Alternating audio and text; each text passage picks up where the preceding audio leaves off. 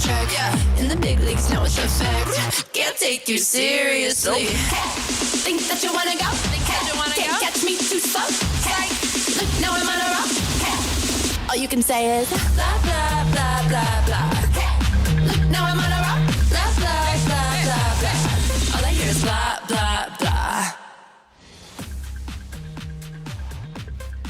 Welcome to Crown Point High School, home of the Bulldogs, and welcome to Game Night presented by CPTV Sports here on the Bulldog Network. I'm Gabe Trevino, and with me is Braden Zamoyski. If you're a CP fan, stick around because in addition to pregame coverage on Game Night, in just 1 hour we bring you the entire CP versus Valparaiso girls basketball game live precisely at 7 p.m. on the Bulldog Network. Everything you'll see tonight is produced by the students of the radio and TV program at Crown Point High School. But right now, it's time to prepare for tonight's game. We have a conference matchup set between your Crown Point Lady Bulldogs and the Valparaiso Vikings. In our first segment, in a few moments, we'll have that'll be our second segment actually, Northwestern commit junior baseball player Riley Ackerman and Mission commit senior baseball player Caden Matusak. And here in our first segment, we're going to bring you our exclusive sit-down interview with both of the D1 commits on the boys basketball team, Dikembe Shaw, committed to the University of Illinois Chicago, and Mason Darrell, committed to Bellarmine University in Kentucky. And to wrap it up, our third and final segment, as always, we will break down our keys of the game tonight. So, let's get started. Mason Darrell is headed to Bellarmine in Kentucky, and Dikembe Shaw is headed to Chicago for Division I college basketball. And Braden, you and I had a chance to sit down with both of them earlier in the week.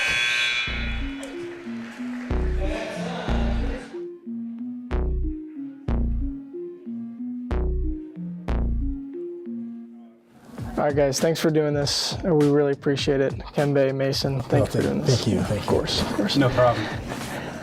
What were those immediate emotions like after you got the news that you were being recruited, and after you made your commitment, what were those emotions like? I was definitely more of a later guy to get recruited, but definitely this summer, like hearing school's call, it was definitely like surreal knowing that's always been my dream. I ended up picking 2 Division I offers from 2 good schools, and I took the visit down to Bellarmine, and I just felt like home down there, so I committed right as I got down there. Yeah, I mean, with me, it was a surreal moment. Just noticing that Division I school was giving me an opportunity to have me play there. I thought, never in my years, I would think that, going D1 was just like it was there.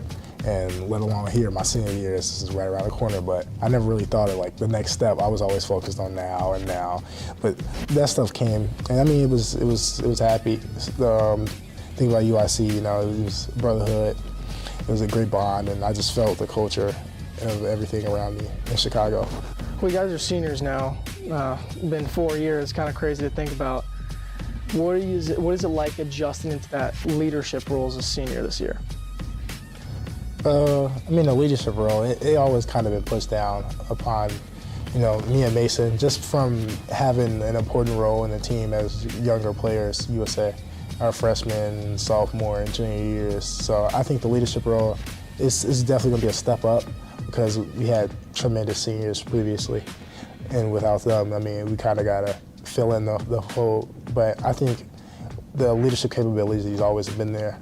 You can see Mason, some would say he's an emotional leader of a team, but he really rallies us up as a team and stuff like that. So I think the leadership capabilities are there, and I've only seen positive things so far in practice. So. Well, you guys were ranked number 2 by the Indy Star in the state of Indiana, only behind Fishers, who you guys lost to in semi-state last year. Does that hype at all affect your team and expectations inside of the building? Obviously, everyone says rankings don't matter, but deep down, they do matter because you earn that, and basically going out every day, you gotta play like you're the number 2 team in the state. You're gonna get every team's best shot, especially the last 2 years. We kind of felt like we were trying to do the hunting, trying to get recognition, but now we kind of got that, and now teams are coming for us, so we gotta be ready all the time and play like number 2 team all the time. All right, guys, a few fun questions for you guys to end off the interview here. Yeah. Who's the best trash talker on this team? I'll tell you what, when Bryce gets going, he talks a lot. Yeah. But just straight up even like Dikembe, like when he if someone he won't talk first, but if someone talks to him like he gonna let you hear about it. But I mean, I definitely talk the most. But like best trash talker, like stuff people say, I'd probably go with him or Bryce. They say. Not me. I'd probably get a nod to Mason. He's real energetic and he'll get in your head for sure. You know. So who would survive on a deserted island the longest between you two? I kind of think of it. I'm always taking myself. You know, I got good survival instincts, I would say. You know, I made it to my senior year of high school, which isn't the hardest thing, but I'm here, so I'll take myself. I am definitely gonna take myself. Grandparents grew up in the country. I definitely know the all basics level of survival. I feel like I could definitely. I'm not saying I would survive long, but I'm surviving longer than him. Confidence is key. Confidence is for sure key. And finally, guys, to round it out, would you rather hit a big three or a big dunk late in the game? I mean, do they both seal the game? Yeah, no, like it's with like a second to go, like other team can't get a shot off. I mean, for sure. I personally say a dunk. A posterizer would be even better. Kind of give you something to remember other than a three. But I mean, yeah, I would for sure say a posterizer. They get the student section and the student body here riled up the next day. I mean, I've hit game sealing threes, so I mean, like to get like a game sealing dunk would be pretty cool. I've never gotten that, so probably the dunk. That'd be pretty dope. All right, guys. Well, thank you for your time, Dikembe. Thank you. Congrats at UIC. Appreciate it. And Mason, congrats at Bellarmine. Thank you so much. Thank you for having us. Good luck, guys. Thanks for being here. Appreciate it. Welcome back to Game Night here on the Bulldog Network. I'm Gabe Trevino alongside Braden Zamoyski. That was our exclusive sit-down interview with Mason Darrell and Dikembe Shaw. Braden, you were there with me behind the scenes. It was great to get their thoughts. I haven't really actually had a sit-down talk with either of them before, and it was great to just get their thoughts. And, of course, after and before the interview, we got their personalities and just got to talk to them about life. It was a great experience. Yeah, one thing the people at home might not know is how funny Mason Darrell is. Yeah. I think you see him Same on with the Dikembe, court. too. Yeah, I think a lot of guys on that team, you don't really see their humor a lot because you see them on the court in intense situations, but they're all funny guys. Yeah, they're all funny guys. They have a great relationship. I think, Braden, these are the most two talented seniors on this team. It's a group of 6 seniors on this year's basketball team for the Crown Point Bulldogs. But Mason Darrell and Dikembe Shaw both committed to Division I schools, the only 2 on the team. Pretty safe to say they're the 2 most talented on the team. Yeah, absolutely. I mean, when you have Dikembe Shaw who's able to get into the paint and then also shoot from range, unbelievable. Yeah, and he can also be an excellent facilitator. We talked about that last week in their season opener against Penn. He can get inside. If they trap him inside, he can kick it out to 3, hit Bryce Peters, Mason Darrell, who shot 41% from 3 last year, a pretty ridiculous number. I don't know if he can match that this year. No, I mean, I think Coach Swan's going to hope so. Yeah, Coach Swan's going to hope so for sure. Well, that was our exclusive sit-down interview with Mason Darrell and Dikembe Shaw. Thank you for joining us here on the Bulldog Network. I'm Gabe Trevino alongside Braden Zamoyski. Stay with us. We bring on Riley Ackerman and Kaden Matusak in our next segment.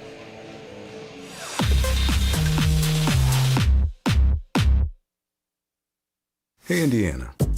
Let's clear the air about vaping. Glue, rat poison, paint. We all know these products contain poisons like formaldehyde, arsenic, and lead. And these are just a few of the chemicals you'll find in e-cigarette vapor. Let's clear the air, Indiana. Don't puff this stuff. Visit don'tpuffthisstuff.com to join the fight and spread the word.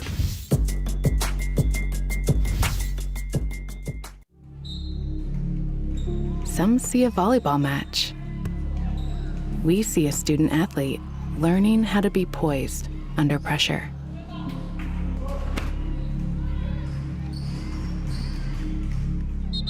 Some see a high school football stadium. We see the one place where the whole community comes together. Proud to keep education in front of athletics since 1903.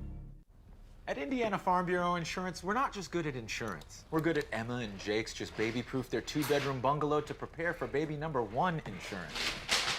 We're good at Madeline and Chance's just gave in and became minivan people to make room for baby number 2 insurance. And we're good at Gabby and Nate's just moved to a house with a bigger backyard to welcome fur baby number 3 insurance. Start with Indiana Farm Bureau Insurance and stop knocking on wood.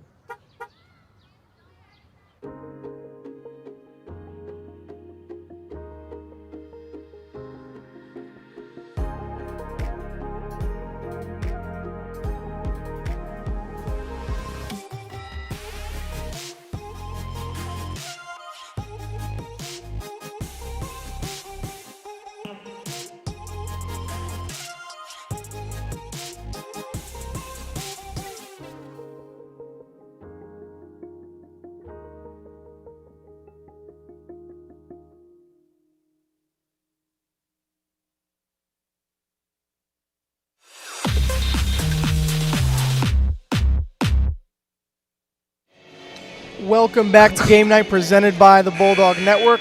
We are grateful to have two guests this week, Riley Ackerman and Caden Matusak, on tonight's show. We thank you guys for taking the time to be here on Game Night. It's good to have you guys.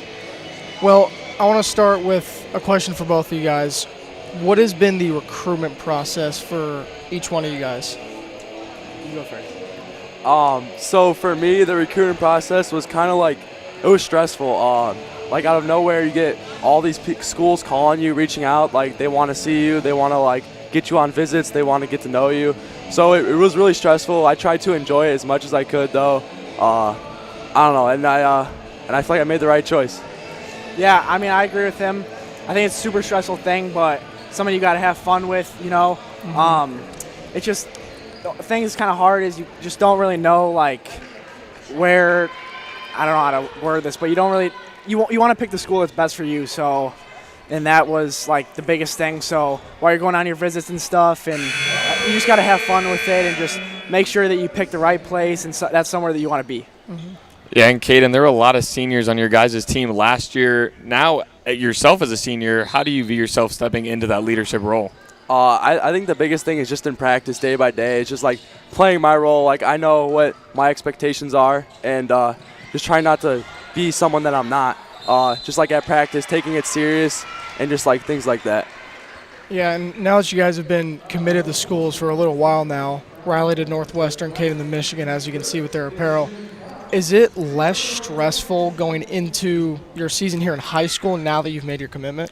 It is significantly less stressful. Like as soon as you make that decision, like all that stress goes out the window, and you can really just focus on getting better and getting ready for what your coaches at your school want you to do. So yeah, it takes a lot of stress off your shoulder.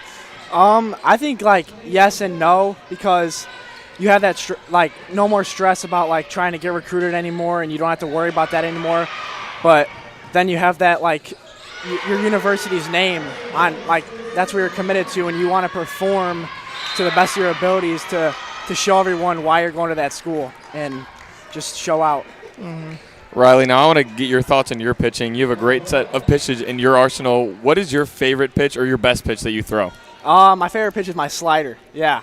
I mean, I think it's a really good pitch. It's my difference maker for sure. On like really good hitters, it just makes a big difference. Breaking ball guy? Yeah, for sure. Breaking ball. Yeah, love them. And then, Caden, you've actually been on this show before during football season. You came down right behind us here on this desk on the football field as student section. What has it been like being the leader of that group as a senior this year? Being a student section leader was actually like a really good experience. It was fun just being out there with the boys, trying to get the crowd going, even though every home game we were winning by 30 points, so it was kind of rough. Hoping to bring a bigger crowd to these basketball games. I mean, these games are fun. Crown Point basketball is good, so I don't know why people aren't coming to games, but we got some talent. We're good. We're going to win games. We're going to make a run, so hopefully people make an appearance. Absolutely. Hey, that's your message, student body of Crown Point High School. Come out to these basketball games. Now, you both are committed to pretty large brands, both being part of the Big Ten. Have you guys talked about the possibility of playing each other in college, and what do you think that feeling is going to be like? Yeah, we were actually just talking about it a second ago. You know, I think it'd be a really cool thing to just like face an old teammate from high school, someone that you've known for a while, and I think it'll be fun, but super competitive at the same time. I don't know how it would go yet, but I think it would be a competitive AB. So. Yeah, I think that would be a super cool thing to happen. Just like it It'd be nostalgia for sure, just like knowing that I played like high school with them and stuff. But I think it'd be really cool, and I can't wait for it to happen. Yeah, for sure. Bottom of the 9th inning, full count. Is Caden getting the hit or are you getting the strikeout? No, Nah, I'm striking him out. I'm getting a walk because he can't throw strikes. No. Strikeout for sure, 100%. Okay, guys, and then finally we ask every guest this question. You got to get your predictions. Dogs, Vikings tonight. Who we got? I got the Dogs. I got the Dogs by 10. Oh, Dogs yeah. by By 10. 10. They're playing a pretty good Valparaiso team here tonight. It's going to be a good one. The Vikings are 7-1. The Bulldogs are 9-1. Well, that is going to do it for our second segment here on Game Night. We thank Riley Ackerman and Kaden Matusak for being on the show this evening. When we get back here on the Bulldog Network, Braden and I will have our keys to tonight's matchup.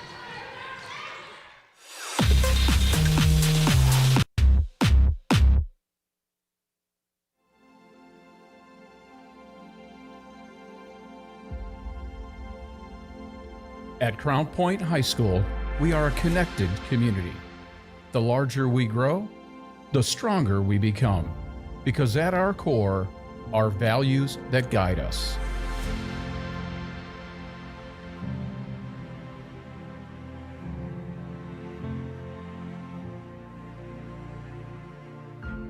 What does it mean to be part of our Bulldog community?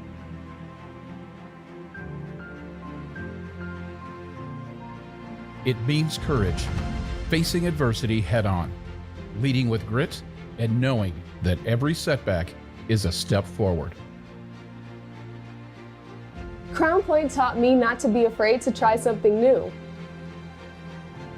It means creativity, from center stage to classroom labs. It is where passion meets purpose and innovation takes shape. Bulldogs bring ideas to life. It means citizenship, giving back, lifting others, building a stronger community together. Our students learn that leadership begins with service.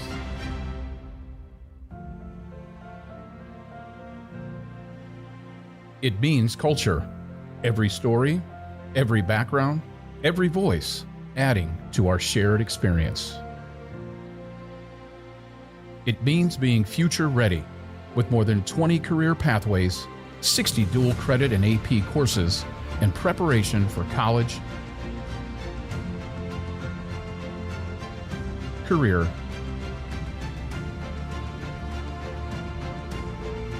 or service.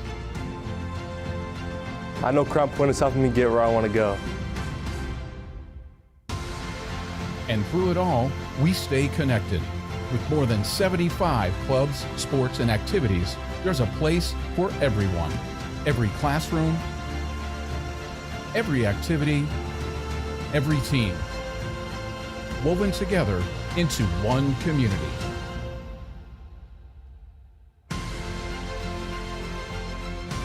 Crown Point High School, where the heart of a Bulldog stays with you, ready to take on the world. Connected at our core.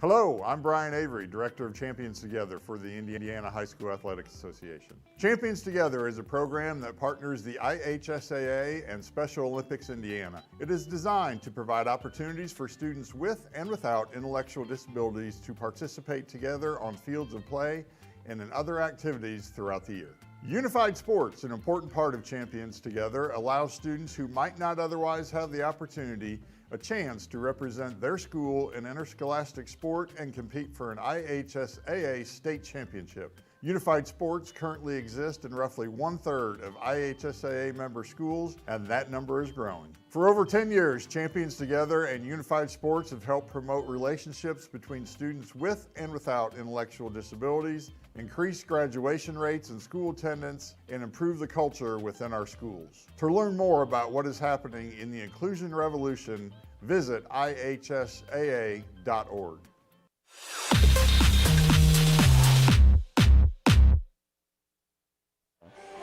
Welcome back to Game Night on the Bulldog Network. Time to break down tonight's game. A few keys going into this game for the Lady Bulldogs. Ava Ritchie and Ivy Henderson are going to be key.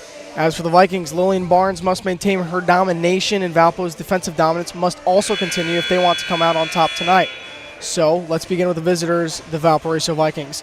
Lillian Barnes, we've been studying her stats really all week. We don't have a lot of film on her, but she can be a huge, huge weapon for this Valparaiso Vikings team tonight. Yeah, absolutely. I mean, she is like 16th in the country in rebounds per game. I believe that's 5th in the state.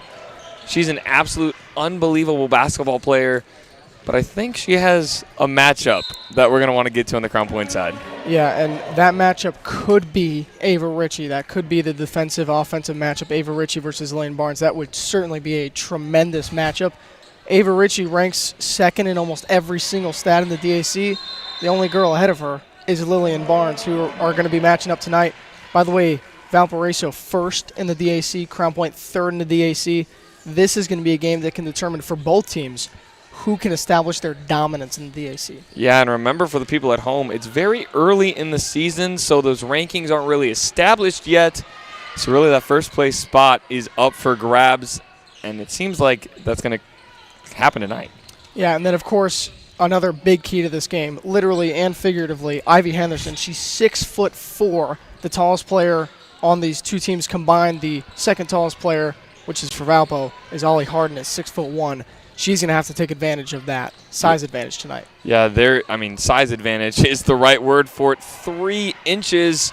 We saw how that played a factor in football season. We'll see how that plays a factor, for 3 years of Ivy Henderson, that size has played a factor. And we'll get back to Ava Ritchie here. She's averaging 17.3 points per game, 2.7 assists per game, 4.7 rebounds per game, shooting 40% from three. We just talked about Mason Darrell shooting 41%. Ava Ritchie shooting just as good, and, of course, 48% from the field. And then Lillian Barnes averaging 21, 6, 6, and 5 steals per game. So she's not just an offensive weapon, but a defensive weapon as well. Now, I do want to actually bring up that defensive side of it because this Crown Point team, they play aggressive on defense. They go for steals. They go for quick buckets in transition.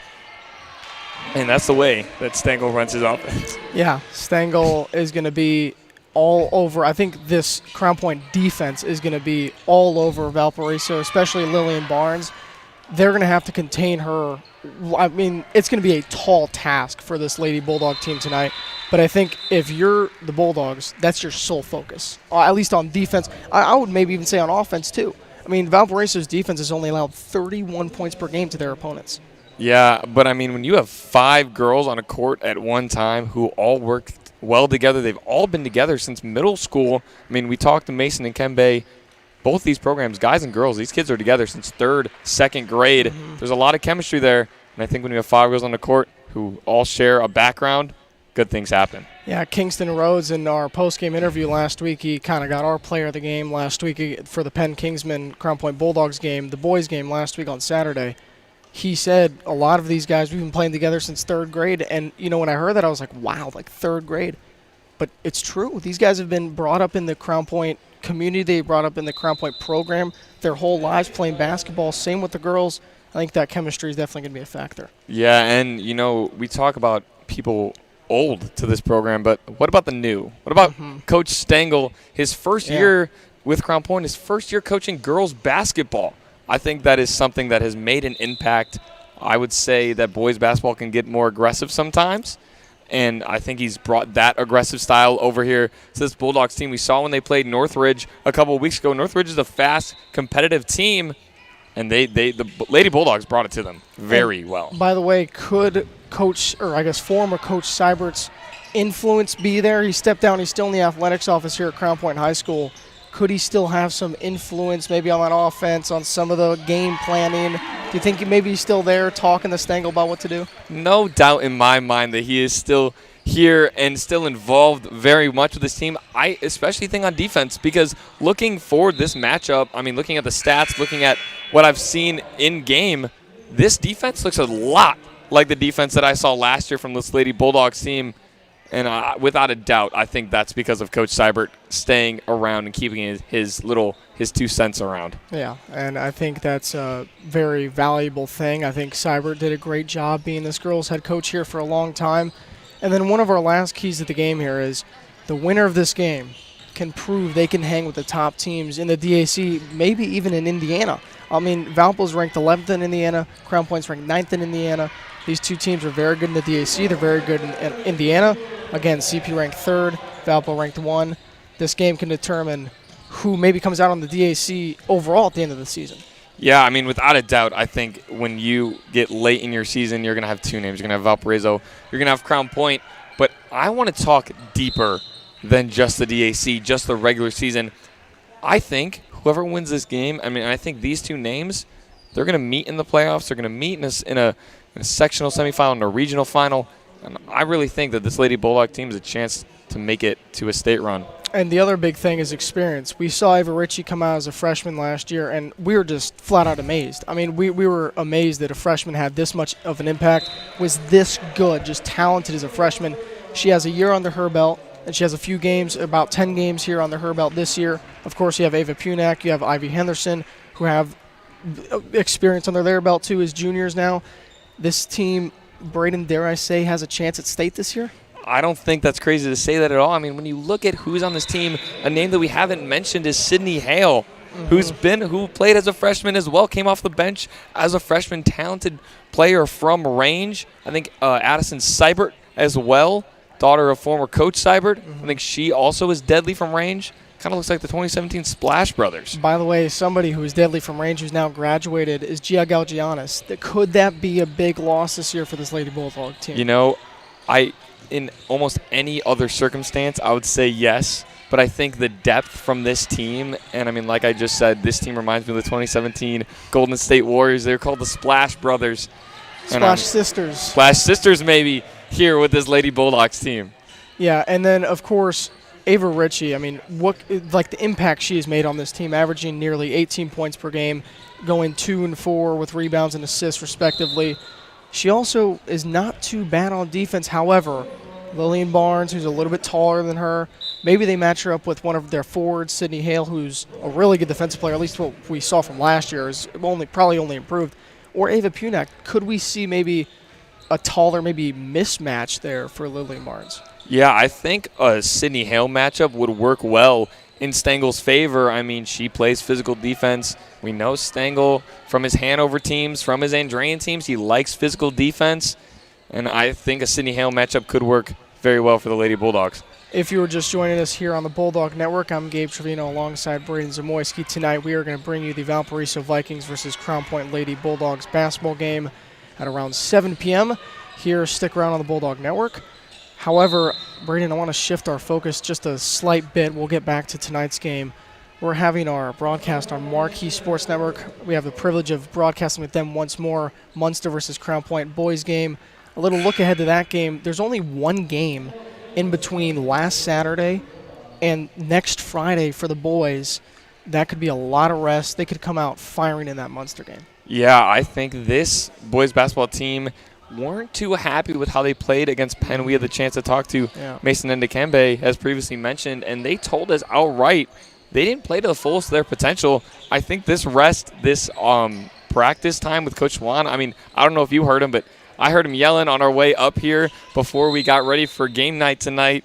I think he's going to have these boys whipped into shape, and I think they're going to come out flying against maybe not the strongest Munster team. Yeah, and I think, Braden, you could make a very solid argument. This boys team has an even better shot at making or even winning state than this girls team. This girls team has a heck of a shot, too, but this boys team came up one game short of making state against, a total, kind of an anomaly in Fishers. It's incredible. That team was ranked 8th in the nation, in the United States, ladies and gentlemen, at home.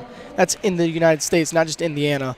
They were a juggernaut, to say the least. So if they face really anyone but Fishers, they might get to state that year. I might have to disagree with that because Fishers lost to Jeffersonville, they did. Which was a crazy upset, people at home. I don't want to undermine this Fishers team. We were both in attendance at the semi-state game, and it was a bloodbath. But I think this Jeffersonville team last year could have put up a fight. I think this year, if we can get past Fishers in that evening semi-state game, which is what it will probably be, I think we have a really good chance. And Coach Swan, we actually had him on game night during our football season. We asked him about his Andrean days and how he made the morning game at Andrean, and then he made the night game the next year, and then he made state. Did not win at Andrean. He's still chasing that state championship. He made the night game, He made the morning game. He made the night game. Is it all coming together? The stars coming together. Does he make state this year? Does he win state for the first time in his career? You know, Coach Swan actually answered that question with, "You guys do too much homework," which is always the best thing to hear if you're one of us. But absolutely, I think they can make it to state without a doubt. I think the mentality of this team is that they are the best team in the state, no matter what any rankings say, no matter what any stats say. And I think hard work, just grit, determination is what's going to get this team to Gamebridge Fieldhouse. And then one more thing on this boys basketball team, the emergence of Cooper Mulaski. He did not get a lot of playing time last year, a lot of playing time as a freshman. He gets on this varsity team as a junior. He's the starter right now. You have Bryce Peters, Mason Darrell, Dikembe Shaw, Cooper Mulaski, and Kingston Rhodes, who are the starters, at least for the foreseeable future, unless barring any injuries. Cooper Mulaski played an incredible game on Saturday, and could he be a factor? Because Crown Point really hasn't had a stable big man. Dikembe's a forward. He's not a center, just a guy who stands in the paint, backs people down, and Dikembe can do that. But you want a guy who can do that all the time because Dikembe has to score, he has to pass. Could Cooper provide that presence in the paint? Yeah, I would almost say Kembe plays more like a Kevin Durant kind of player. Right. But for Cooper Mulaski, it is a story that I love to hear, right? This kid comes in as the backup quarterback, splitting reps this year with Tice Custody on the football team, doesn't practice with the basketball team any of the preseason workouts.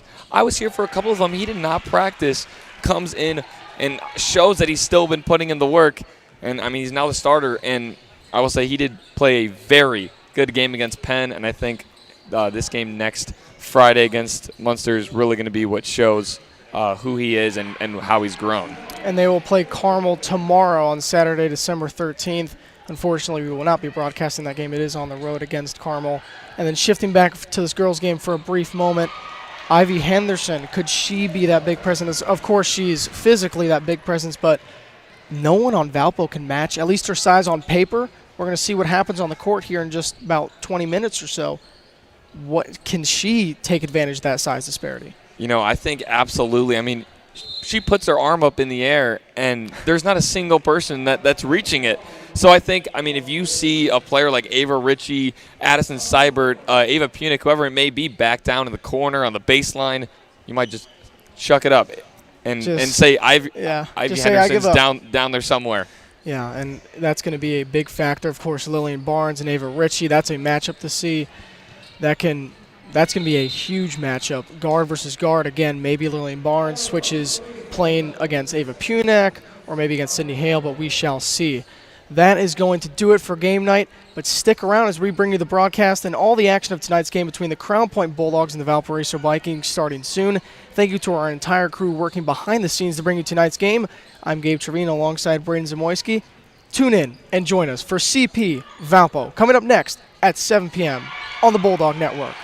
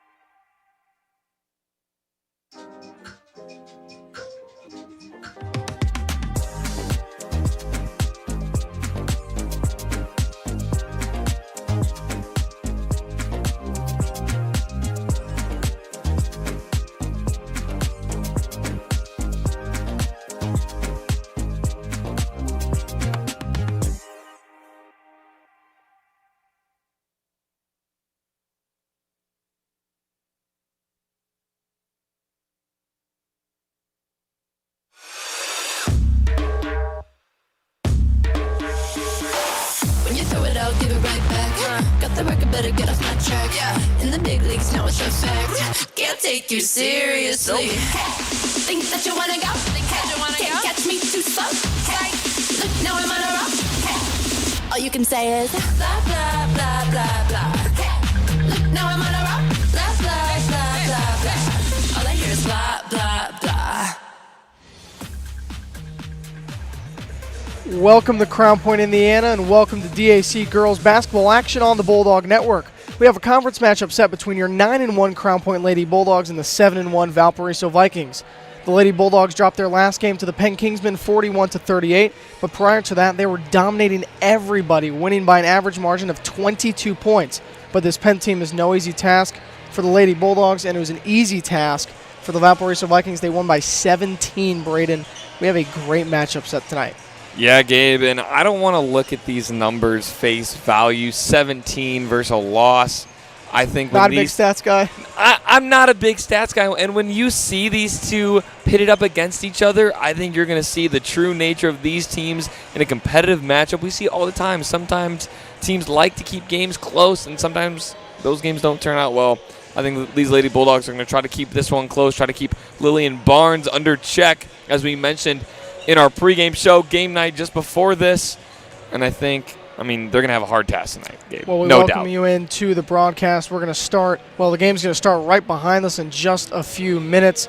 Crown Point versus Valparaiso. I'm Gabe Trevino. He is Braden Zamoyski. Welcome to the Bulldog Network. As you said, Braden, we'll talk about Lillian Barnes, averaging 21, 6 and 6, and 5 steals per game. 5 steals per game. So an average game for her is 5 steals. So not only is she an offensive presence, but a defensive presence as well. Yeah, we want to talk about lockdown. I think that is the name you would think of for this defense either way. But I think we want to go on defense. We need to talk about Sydney Hale. Sydney Hale, for this Crown Point Lady Bulldogs team, she plays tough. She plays hard. I think if she's matched up against Lillian Barnes, Barnes is going to have no easy night. Yeah, and this Valparaiso defense only letting up an average of 31.3 points per game to their opponents. This could be a low-scoring one tonight. Yeah, I think it will be. Absolutely. These are two of the best. The best two teams in the DAC, two of the best in the region. No doubt this is going to be a close one, Gabe. Yeah, I think right now the DAC standings, it's Valparaiso 1, Chesterton 2, Crown Point 3. I think we can agree whoever wins this one's going to go to 1. Whoever loses this one's going to go to 2. Chesterton will get pushed down. Crown Point does match up with Chesterton later on in the season. I believe Valpo does too, so we're going to see that matchup as well. But this is the matchup that proves who's going to hang in the DAC, because we are 10 games in now, so we can make some fair judgments about both of these teams. And we're saying our judgment is both of these teams are really good right now, and whoever wins this one is going to go to first in the DAC. Yeah, I know a lot of those games have been out of conference, so you don't really have the conference standings for the rankings. But, as we get deeper in this year, we get into conference play. 1 and 2, you're going to see a lot of green and red there. Mm-hmm. And, we touched on Penn. This Crown Point Lady Bulldogs team lost 41-38, or only by 3, so it was a close game, their first loss of the season just a few nights ago. This Valparaiso team beat them by 17. Is that a problem? I know, again, you're not a big stats guy, but do common games matter? Gabe, this is a tricky one because in almost every circumstance, I'm going to go yes. But I think not this one? Not this one. And I'll tell you people at home why. These Lady Bulldogs, they play aggressive, they play fast, they play hard, they play a defensive game, and then they sprinkle in that offense. They sprinkle in that three-point shooting from amazing players like Ava Ritchie, like Addison Seibert, and then this game is blown open. So I don't want to count these Lady Bulldogs out of it. I think if Valpo lets up enough shots from deep, this is going to be a good game. If they leave enough shots open, they're eventually going to fall. Ava Ritchie shooting 40% from 3. And on the topic of Ava Ritchie, that could be a matchup we see tonight. Lillian Barnes, we touched on this in game night or pregame show just about half an hour ago. That could be a huge matchup. But the size disparity between those two, could we see, like you said, a Sydney Hale or maybe an Ava Punak, a forward, matched up against Lillian Barnes, who still is a guard, even though she's quite a big guard? Could we see a forward matched up on her, and does that shut her down? I think so, the forward matchup. but I don't know if it's going to shut her down because of the speed. Obviously, she plays a fast game. 5 steals, you don't get that without being fast. She's bound to play well in transition. The thing for me is I don't know how well those forwards are going to play in a fast transition game. Obviously, Stengel keeps these girls conditioned, but, I mean, third quarter, fourth quarter, game's bound to get physical, so who knows what's going to happen. And, yeah, we touched on this also in game night 30 minutes ago or so. We're going to be broadcasting Munster versus CP next Friday, a week from tonight.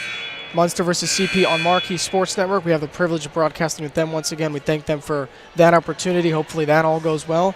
And that'll be a boys' game we get. Braden, that's also going to be a good one. But it is time to focus on tonight's game, Valparaiso versus Crown Point. 9-1, 7-1. It's going to be a great one tonight. Yeah, Gabe, and I really want to get your thoughts on this. When you have two, normally in a matchup, you go to the game breakers, the players who are going to make the difference in a game. What happens when both teams have an undoubted, undeniable game breaker? And you have Valparaiso, their game breaker, Lillian Barnes, Crown Point's game breaker, Ava Ritchie. Other players can play a factor in that too. I feel like it's really Lillian Barnes dependent with the Valparaiso Vikings.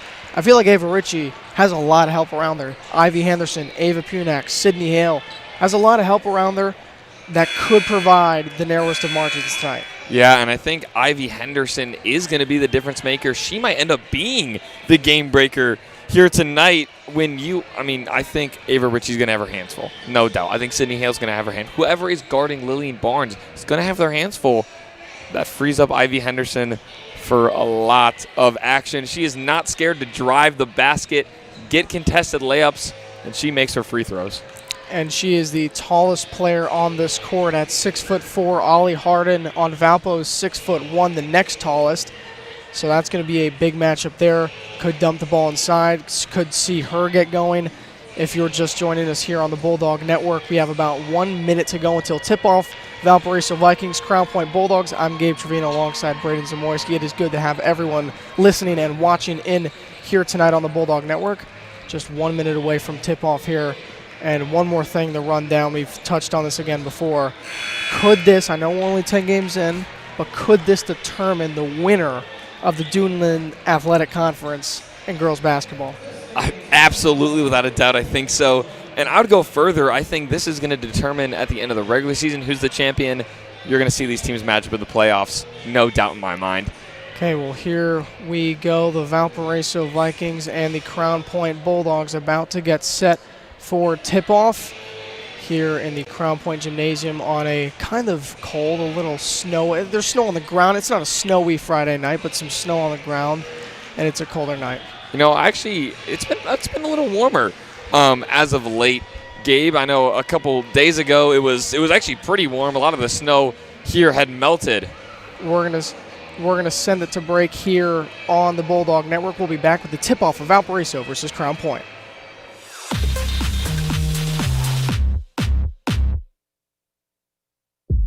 The goal isn't graduation day. It's a better every day after. It's the first day in your new career. Your first pay raise. The 5th day of that week-long vacation. It's the first paid holiday home with your family. Or the day of your last car loan payment. Much sooner than you thought. At Ivy Tech Community College, we don't just care about your degree. We care about your life. Let's get started at ivytech.edu. Some people see a huddle in the locker room. We see a second classroom. Some see a student athlete on the court. We see a future leader in the community. You see, high school sports in Indiana are special. That's because they're about learning and growing, not just winning and losing. Fans, I'm Commissioner Paul Neidig. Support education-based athletics in Indiana by buying a ticket to your high school's next athletic event. Becoming a licensed sports official is a great way to make a positive difference in the community and support the over 160,000 Indiana student athletes that participate across 22 IHSAA sports. Sports officiating allows you to stay connected to the game, become a role model for our young student athletes, earn extra money, and support the patrons and communities of our IHSAA member schools. To learn more about becoming a licensed IHSAA official, text official to 317-943-9030.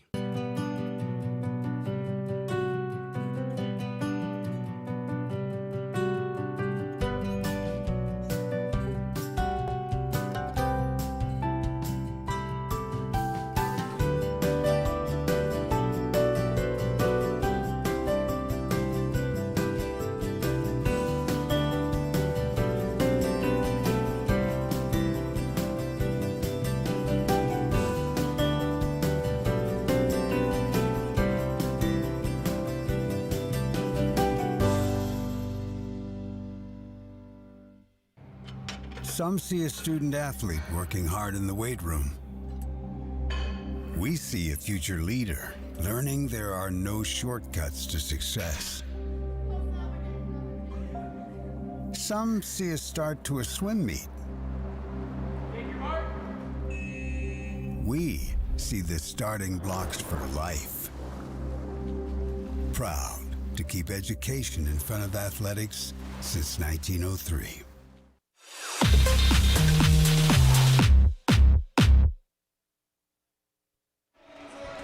Dude, she's huge. Welcome to the Bulldog Network.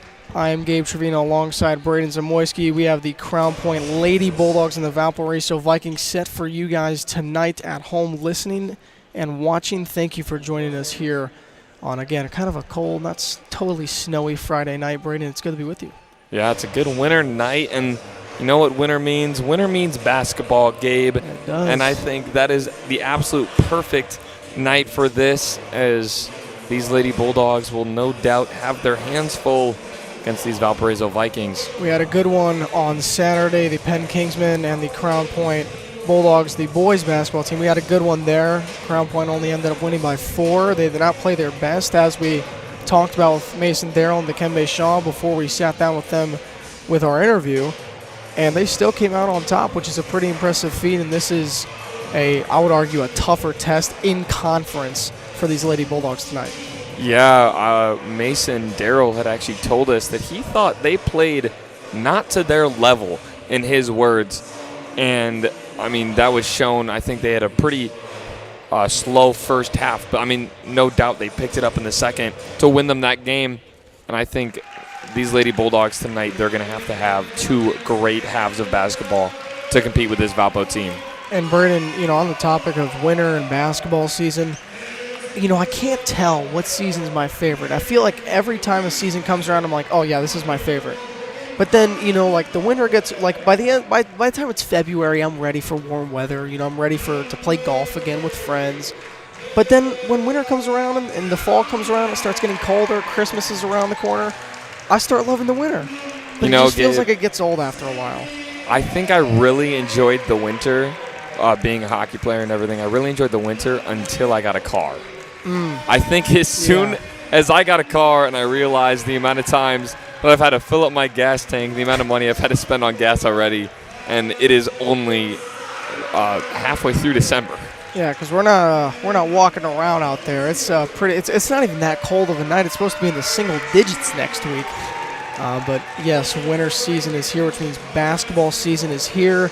The 9-1 Crown Point Lady Bulldogs and the 7-1 Valparaiso Vikings getting set to face off tonight. And this is going to be a good one, folks at home. I'm Gabe Trevino, joined by Braden Zamoyski. Thank you for joining us on the Bulldog Network here on a Friday night in the Crown Point Gymnasium.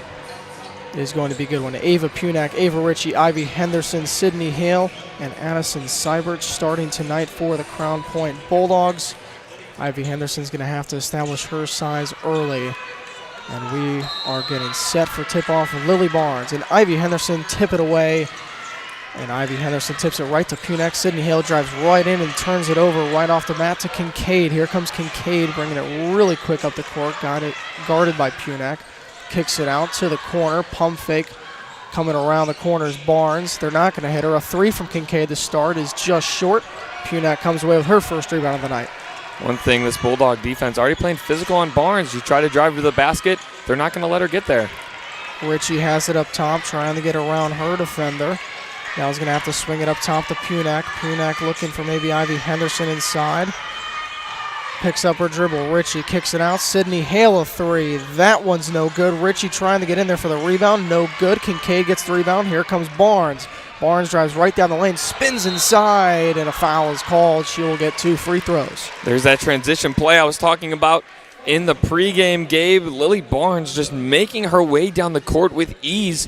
But, I mean, you see this Valpo team playing hard man defense. It opened up that 3 for Sydney Hale. She has got to hit those home if the Bulldogs want a chance here tonight. So the matchup we talked about, Lily Barnes 5'11", Ava Ritchie just 5'7". So if those two were to be matched up at any point tonight, it would definitely be an advantage in the hands of Lily Barnes as she knocks down her first free throw. And looking at her standing on that free throw line, she looks every bit of 5'11". I don't say close to 6 foot. And Sydney Hale comes away with a rebound, wrestled away, jump ball is called. And Valpo will retain possession underneath the basket. 51 seconds in. Your score is 1-0 Vikings over the Bulldogs. Barnes to inbound. It's going to get it to Kincaid here in the corner. Now out to Cadence Clark. Barnes has it again, trying to dish to somebody. Nobody's open.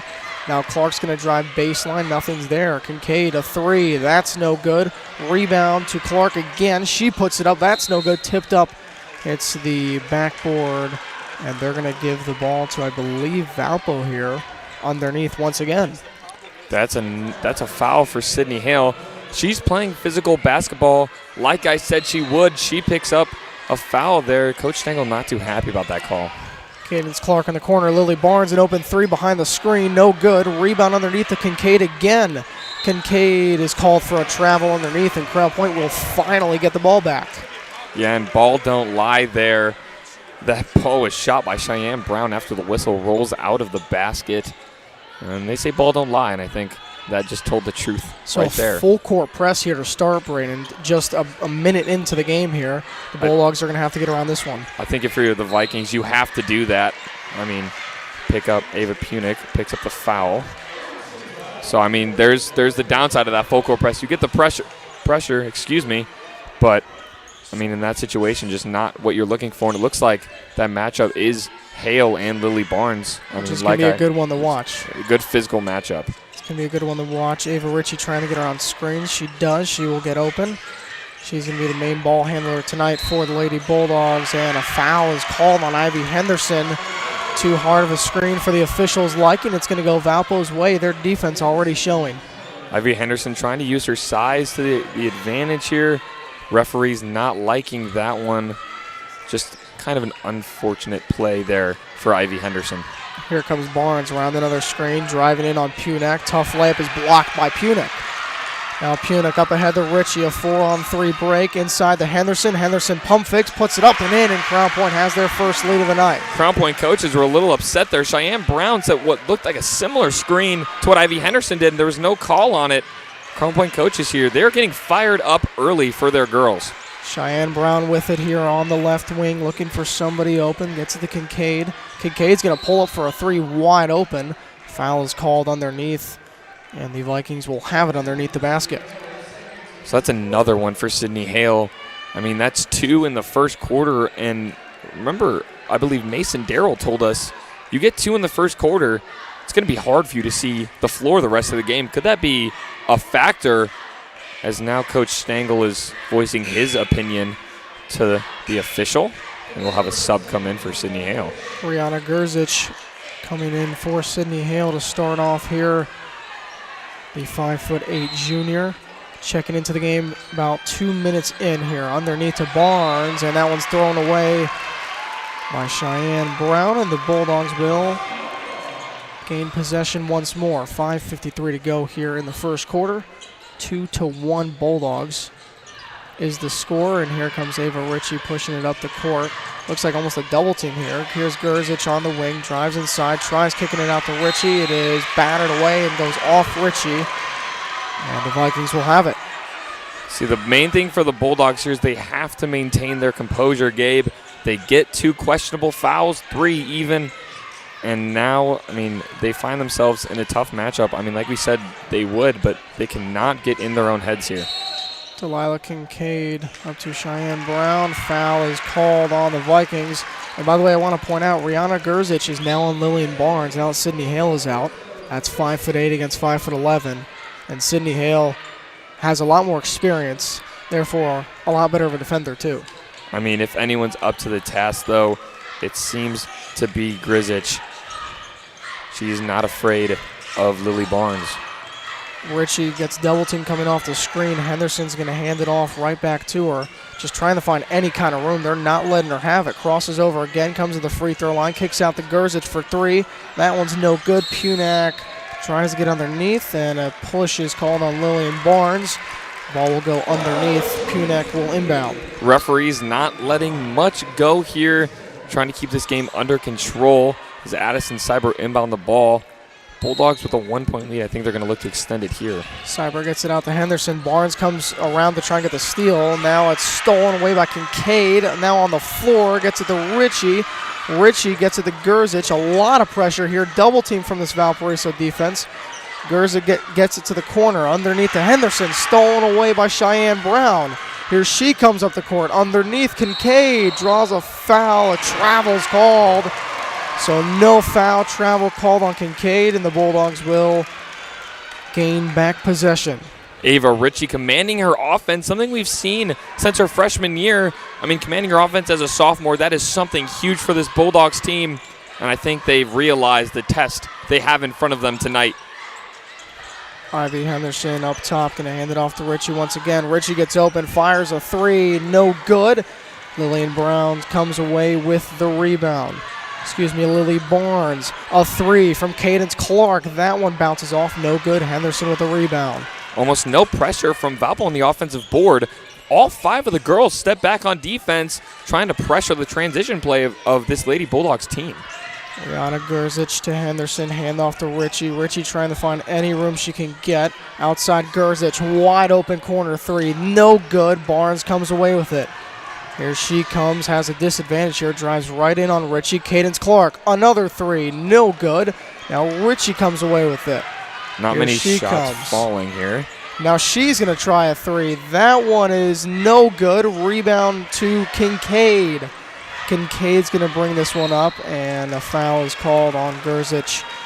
And what a fast start here. What defense from Valpo. I mean, we talked about their defense in the pregame. This defense is incredible so far. I think defense both ways, but, I mean, specifically looking at Valpo, they are playing hard and they're playing fast. Man defense, this Crown Point team has little to no time to breathe, which is something, I mean, in years past we've seen as Ivy Henderson has now been subbed out for Sophie Hart.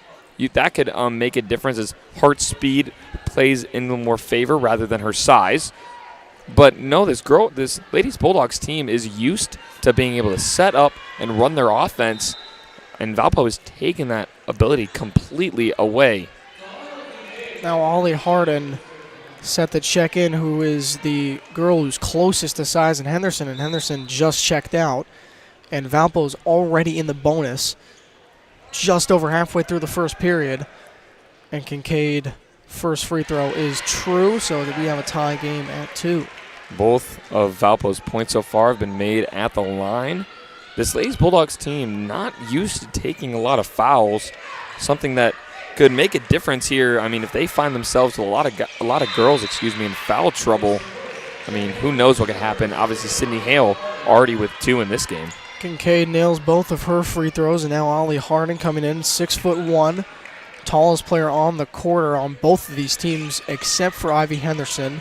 And Henderson is now checked out. Maybe she can take advantage of a size disparity. Punak to Gerzic, pressured immediately by Lillian Barnes. Here comes Punak running around the other end. Seibert is there, does not hand it off to her. Gerzic to the free throw line. Ritchie drives down, pulls back out to the three-point line. Trying to get any sort of space. You've seen she's gotten space. She's taken the shot, and you can't blame her because they are all over her so far. Punak trying to get in on the Harden. Spin move, little fadeaway jumper. That one rolls off. Rebound to Barnes. Here comes Barnes pushing off of Gerzic. In underneath, reverse layup. And a travel is called underneath. It will go to the Bulldogs. See, this is the second time now, Gabe, that there was almost a foul called on Crown Point, but they got away with it with a travel. I mean, this physical defense is causing this Valpo team to make mistakes. Now it's the task of these Lady Bulldogs to capitalize on those mistakes. So Ava Ritchie, she has not gotten any space, and any kind of space she's gotten, she's taken her shot. So you can expect to see that. She has a little space here, maybe too deep of a three there. Gerzik has gotten a lot of space so far. She tries a three, air ball from her. Here comes Barnes up on Puna, gets right around her, dribbles inside, left-handed layup. That's good. There's Lily Barnes' skill for you. And even defensively, Lily Barnes is saying, shoot that shot, Grizich. I'm going to sit under the basket, get my rebound, and go baseline to baseline and score a layup to put my team ahead. Punak runs right into Sophie Hart. Now gets it over to Menchaca. Menchaca, the sisters on the team. More pressure from Valpo. Grizic again trying to get around, trying to get any space. Here comes Punak down the baseline, almost falls out of bounds. Ava Ritchie a three. That one is no good. Another rebound to Barnes. Here she comes once again with a 5-2 lead. Out to the corner, comes back inside, underneath. Reverse layup is good. Man, she is just finding every way to score. Blows past Ava Ritchie down low to get to the basket. Playing a physical game. Ava Ritchie, I think she's having a struggle here. I mean, obviously not being able to do anything offensively. Ritchie comes around a screen, gets a free throw line jumper. Her first shot of the night falls. And a timeout is called by head coach Stengel of the Lady Bulldogs. 7-4 is your score. And man, Brandon, it has been a fast start so far. I think this lives up to the hype that we talked about before. I mean, before the game, during game night, and in our keys to the game. I think this Bulldogs offense is going to have to try some more things. The three balls are not falling. You're going to start getting unconfident in your shots. Try to work something inside, which by no doubt is going to be easy against this tough Valpo defense. But I think as soon as they can crack this defense, I think they'll be just fine. I think the foul trouble is the biggest thing. They're already, Valpo is, in the bonus. And we're, we're in the first quarter, near the end of the first quarter. You usually don't see that until at least halfway through the second quarter. We saw this with about 4 minutes to go in the first. With high school, it'll reset, so that's good. Mm-hmm. It'll reset at the quarter. But just for the situation now, in a tight game in the first quarter, it is not ideal. Not ideal at all. So Ava Ritchie remains on the court. Amia Menchaca, the sophomore, is now on the court for the first time, along with Sophie Hart, Ava Punak, and the other sister on the court, Aaliyah Menchaca, as well. Rebound underneath Kincaid. Kincaid puts this one up, no good. Ritchie comes away with it. Here she comes, one-on-one with Brown. Inside, a little free throw line jumper. That one falls again. That's two straight for her. And Gabe, these names for you, Aaliyah and Amia Menchaca, that's got to be difficult to call. Oh, it's got to be difficult to call, especially if they're going to get involved in this game here. And here she is, Aaliyah Menchaca getting in right away on Lillian Barnes. Drives inside, but still gets it to go. Contested layup. She is first in the DAC for a reason. And it looks like maybe they're calling a wet spot here. There's something on the floor there. Not sure what it is. Maybe, glasses maybe it looks like. The glasses of Delilah Kincaid fell off. Officials smartly call a stoppage on the floor with 57.1 seconds to go. 9-6 is your score. The Vikings lead so far. A good one, a low-scoring defensive battle, but a good one so far, Braden. Crown Point having trouble who's inbounding the ball. Mia Menchaca went over there. Now we have Punic, and Punic will be the one to inbound. So here comes Ritchie up the court to end off the first quarter. Will they hold it to the last possession? Unlikely, but possible. Punic over to Hart, trying to get Ritchie free on some off-ball screens here. Here she comes on Cadence Clark. Back up to Punic.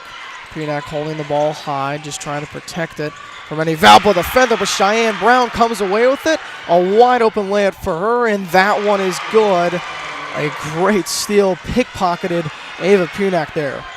That's the power of this Valpo defense. They get you caught, they get you tired, they take the ball, they go for an easy layup. Double team on Ritchie. Ball is tipped and nearly stolen. And Amia Menchaca, the sophomore, getting in there, getting dirty already with a jump ball. It's going to go underneath to Crown Point. Crown Point getting a little lucky with that jump ball, but I don't even say it's luck, actually. Just Amia Menchaca playing an absolute physical game. I talked about how physical this Bulldogs offense team plays, and they're going to have to do it if they want to get themselves back here. Kunak, an elbow jumper falls. Under 10 seconds to go. Ball nearly stolen by Menchaca. She's falling all over the floor, pressuring Barnes. Now only 2 seconds to go. Barnes has got to go. Half-court shot is no good. And what an end to the first quarter here. 11-8, Vikings lead the Bulldogs. And with that, we send it down to our courtside reporter, Josie Mikrit. Crown Point head coach Brad Stengel showed visible frustration early as his team was whistled for 4 fouls within the first minute of the play. 2 of those which fouls were called on Sydney Hale, forcing one of Crown Point's top defenders to be benched and almost immediately and disrupting the Bulldogs' defense rhythm. Despite the early fouls trouble, both teams played with urgency and physicality, matching the importance of the game that could be decided to control the conference race. Guys, back to you. Thank you, Josie Mikert, our courtside reporter. First time she's down there. Thank you for doing that, Josie. And welcome back up here. I'm Gabe Trevino alongside Braden Zamoyski. If you're just joining us here on the Bulldog Network, the Valparaiso Vikings and the Crown Point Lady Bulldogs tonight. A girls matchup we have for you. The 9-1 Bulldogs, the 7-1 Vikings. 11-8 is your score. Vikings lead the Bulldogs. Braden, it has certainly been a low-scoring one, a defensive one, but a good one so far. Yeah, Gabe, and I think obviously the edge on the scoreboard, but I think just the edge mentally has gone to the Valpo Vikings game. I mean, they've controlled the whole game so far. They've played their game, and I think they've forced the Bulldogs into a trap situation. As now, actually, one thing I do want to point out coming onto the court is Brooklyn Langhans, the sole freshman on this Bulldogs team. Lillian Barnes remains on the court, has not come out of the game just yet. And Langhans will be guarding her. A big matchup for her. This is going to be a tall task for her to start the second quarter. Barnes gets right around her. Ritchie there to cover her. Kincaid takes a 3 right in Ivy Henderson's face. Rebound underneath. Menchaca gets tripped up under there. And it will remain Bulldog basketball. That is Addison Seibert underneath getting tripped up. You know, Gabe, there's a reason why Brooklyn Langhans was put in this game. There's a reason why she was put in this game to defend Lily Barnes. She stands strong defensively there, forces her to move the ball. And I think that obviously there's a reason Coach Stengel trusts her in this moment. But I think defensively for Crown Point, you're going to see them switch to kind of more of a full court press, as that worked late in the first quarter down here by closer to us. Well, Ritchie's not gotten a lot of room so far tonight, just looking for anything, setting any screen she can, trying to get open off the ball. She is here, a deep 3 from her. That one's good. She's not afraid to shoot from range, Gabe, and she has it. Tie ball game at 11. Barnes brings it up. More help from Ritchie here. Outside of 3. That's no good. Barnes there, but Langhans comes away with the rebound. Up ahead to Sophie Hart. Here comes Ritchie driving down the lane right on Cheyenne Brown. Left-handed layup, no good.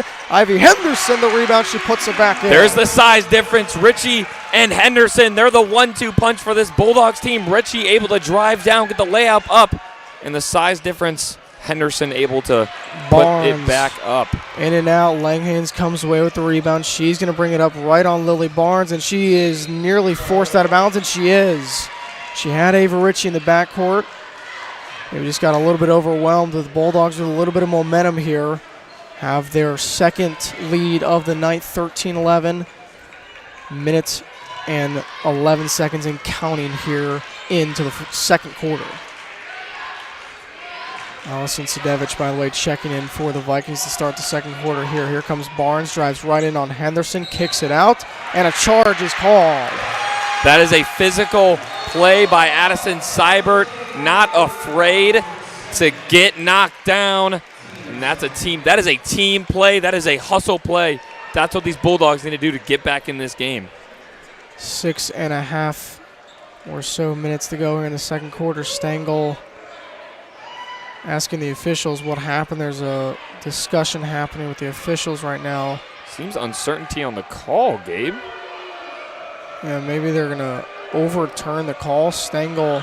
He gets a tech. Oh, wow. So head coach Bradley Stengel, the Lady Bulldogs, maybe he came out too far on the court. The official explaining the Stengels, he kind of turns around, maybe chuckles a little bit.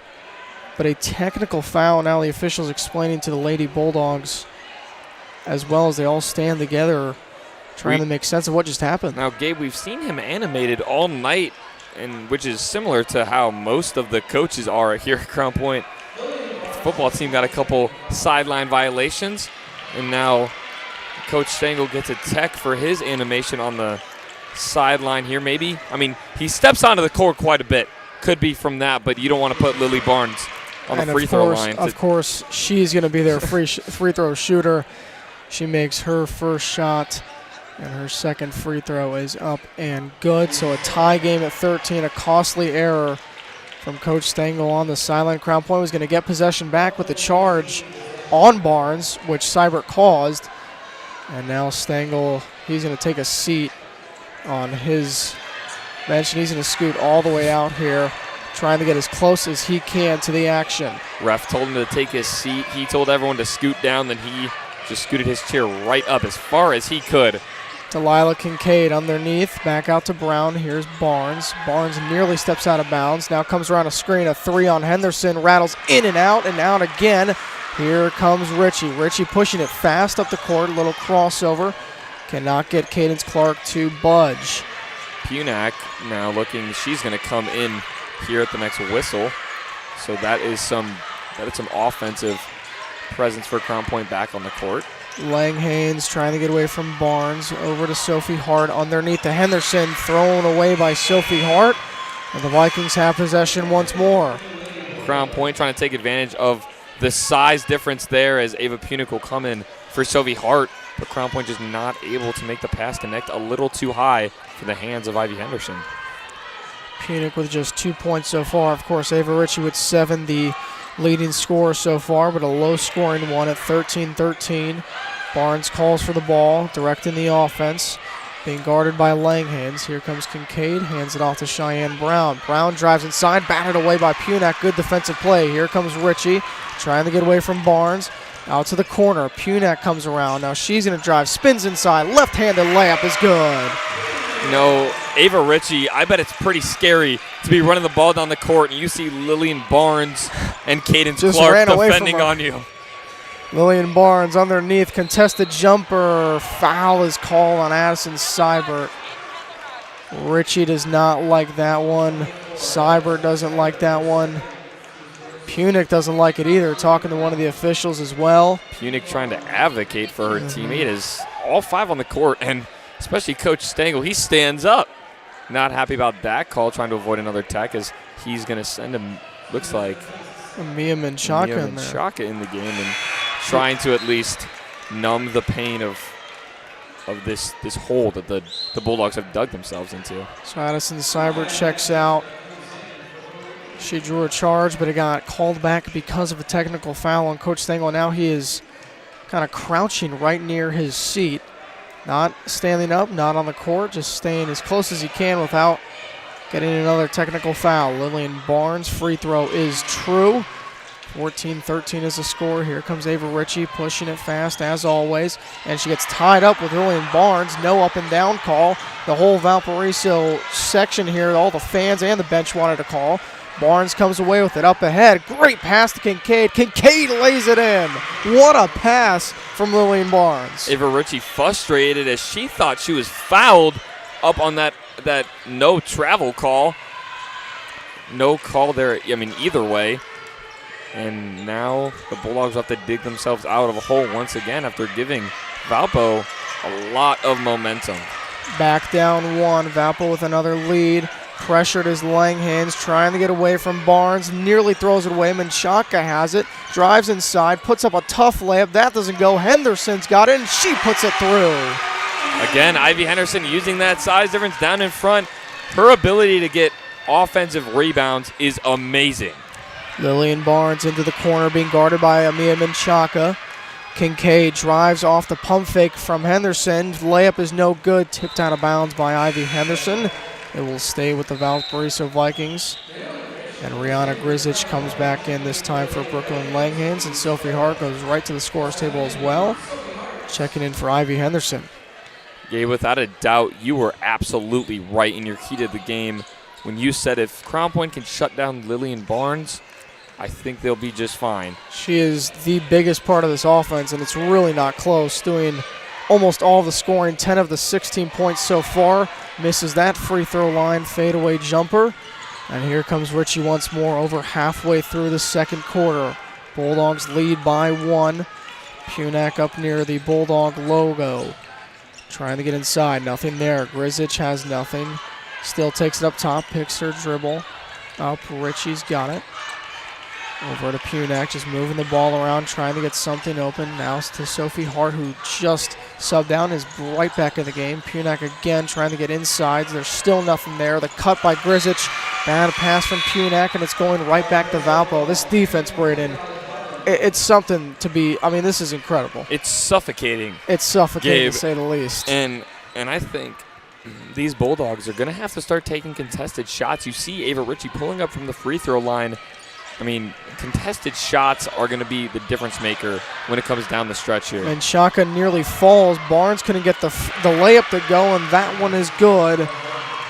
Underneath, the Vikings have another lead. Ritchie again brings it up quick, just trying to get any space she can. Has not gotten a lot of it to Sophie Hart, nearly tied up. Now Ritchie again, a step back three, no good. High rebound, Cheyenne Brown comes away with it, and here she comes up the court. Defense trying to get a line for the Bulldogs. Defense is now set. Ritchie jumps on a pump fake. A little free throw line jumper is good by Ollie Harden. A couple of these players on Valpo, when they take the ball up rather slow. They try to calculate what they're going to do. You could see Coach Stengel tell his girls, attack that ball. We need to get back in this game. And if you just let them dribble into our end, bad things are going to happen. Ball stolen by Harden. Here comes Barnes. 2-on-1. Ball nearly stolen from behind. Spins away. Left-handed layup is good. That was not due to lack of effort from the Bulldogs. They tried a three. Called for a travel. She makes the three, but is called for a travel. And now all of the momentum with a pretty big Valpo crowd here in the Crown Point Gymnasium has all the momentum now with a lead of 5, their largest of the night. You know, Gabe, I thought they called a foul on that play. I did not think that was going to be a travel, but what a momentum killer. And now right back down. Kincaid runs right into Menchaca. Her sister helps her right back up. And it will go right back to Crown Point. By the way, Braden, Sydney Hale has not been in since she got subbed down in the first quarter. And, I mean, you need her at this point in the game to at least contain Lillian Barnes, right? Again, I mean, I want to go back to what Mason Darrell told both you and I. He said a player gets 2 fouls in the first quarter. I mean, it's hard to see them for the rest of the half. And so I think you're not – I don't think you're going to see her for the rest of the half, maybe even the third quarter. In a do-or-die situation, Coach Stengel's going to have to make that call. But I don't think you'll see her until late in the third quarter, maybe even the fourth. Aaliyah and Amia Menchaca both on the court. Amia with the ball here on the wing. Henderson trying to get open underneath to her sister up top. Underneath to Henderson. Henderson triple teamed underneath. And a foul is called on Harden underneath. And the Bulldogs will inbound it underneath. I mean, immediately Henderson gets the ball. All the black jerseys come right to Henderson. I think there was a game plan, Gabe, here whenever Ivy gets it down low, and I think it was collapse, collapse, collapse.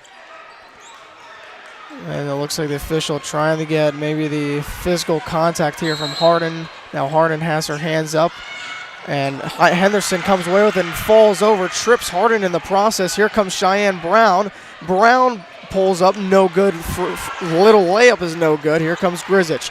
Grzic pushes it up. Ritchie, a step back three is good. That is her specialty. That step back three. She's already nailed one. She nails another one. That is exactly the type of play the Bulldogs need right now. Cheyenne Brown drives inside, going to take another tough layup. Maybe thought she was fouled. Another tough layup from Cadence Clark is no good. Here comes Grzic. Grzic spinning away from Brown. with just over a minute to go. Henderson again triple teamed all the black jerseys around there, and Ollie Harden called for yet another foul. That's going to be number 2 on her. Ava Ritchie now with 10 on the night, first double-digit score for the Bulldogs, of course, 12 for Lillian Barnes. That's the bonus for Crown Point. So in a time when nothing seems to be going right from them, they get that step-back 3 from Ava Ritchie. Now you're in the bonus. One of your best shooters is shooting from the free throw line. Good things are bound to happen.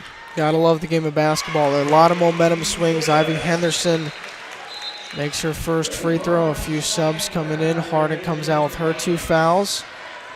Lillian Barnes again remaining in. She has been in this whole game so far. Minute 06 to go here before halftime. Ivy Henderson's second is good. Tie game at 22. And Sophie Hart checks right in for her. And Stengel trying to make his be known that he had a sub in, so they can't inbound just yet. Trying to slow the game down for this Fabo team that plays extraordinarily fast, as now Menchaca will press Barnes, which I think is exactly what these Bulldogs need to do. Lillian Barnes drives to her left, step back 2, no good. Ava Ritchie comes away with the rebound, under a minute to play. Now here we go, we have Ritchie and Barnes. Here she comes, stops right before half court.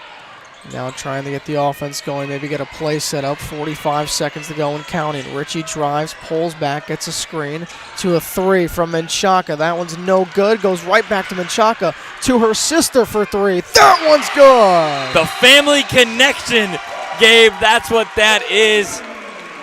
As the refs are now deliberating where to put the net, actually. The net is tied up, so they will have to get that done as they do. And now the Bulldogs have another lead, 25-22, with 31.8 seconds to go here before halftime. Lillian Barnes and this Valpo offense probably going to hold it here for the rest of the quarter.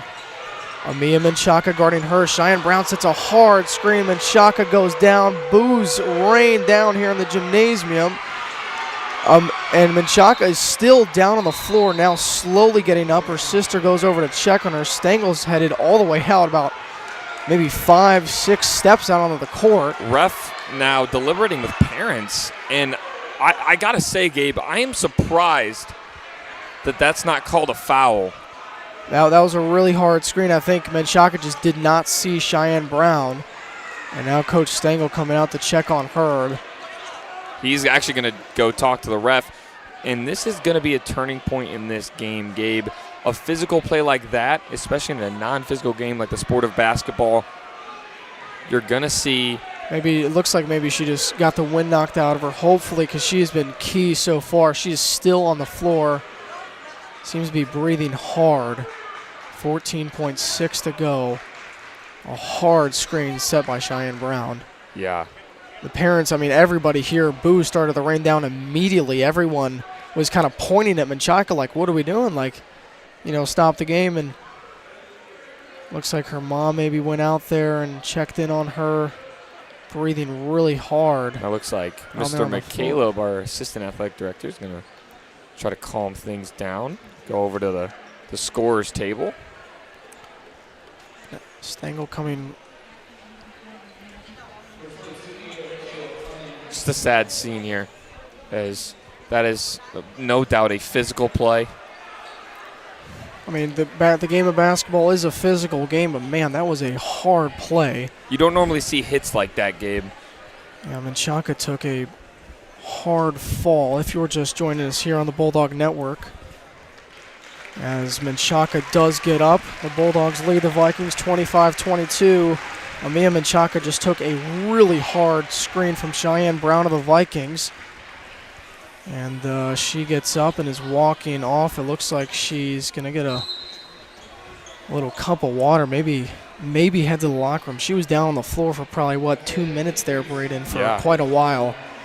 Fans did not like that there was no foul call there on Cheyenne Brown, but Valpo, after all of that, will retain possession. Lillian Barnes underneath, 14.6 to go. Cadence Clark has it in the corner.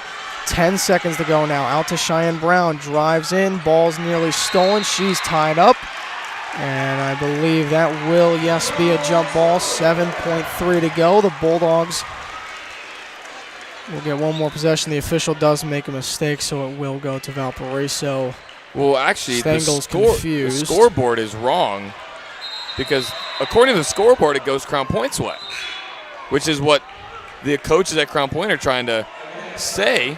Everybody is saying down there, including Stengel, is all the way in the corner now. And now the ref does make the call. So now the Bulldogs will get the ball. 7.3 to go.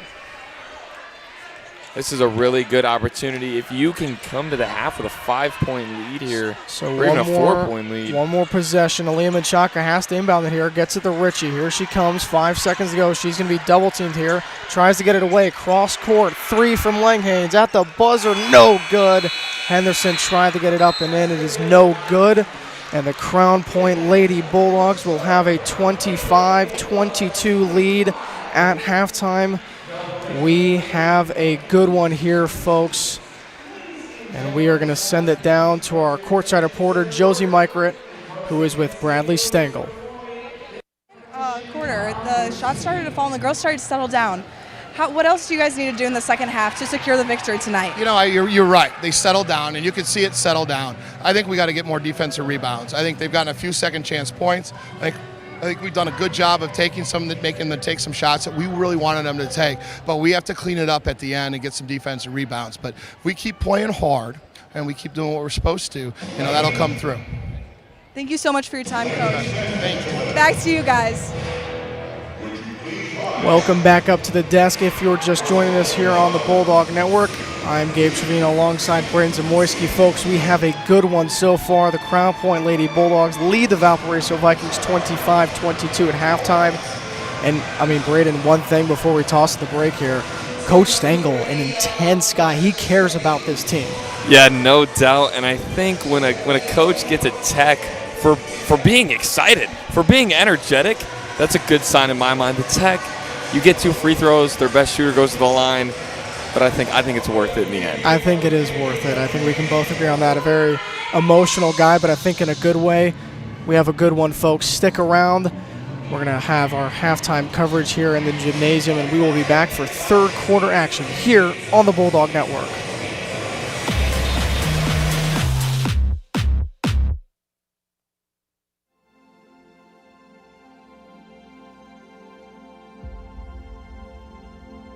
At Crown Point High School, we are a connected community. The larger we grow, the stronger we become, because at our core are values that guide us.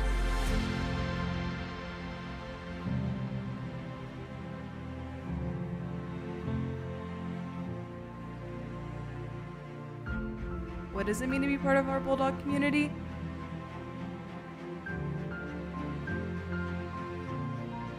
It means courage, facing adversity head on, leading with grit, and knowing that every setback is a step forward. Crown Point taught me not to be afraid to try something new. It means creativity, from center stage to classroom labs. It is where passion meets purpose and innovation takes shape. Bulldogs bring ideas to life. It means citizenship, giving back, lifting others, building a stronger community together. Our students learn that leadership begins with service.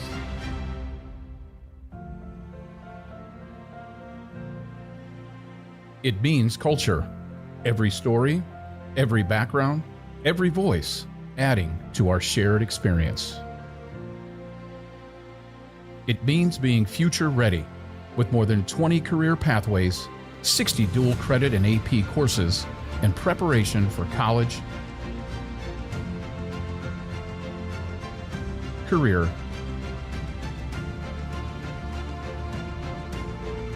or service. I know Crown Point is helping me get where I want to go. And through it all, we stay connected. With more than 75 clubs, sports, and activities, there's a place for everyone. Every classroom, every activity, every team. woven together into one community.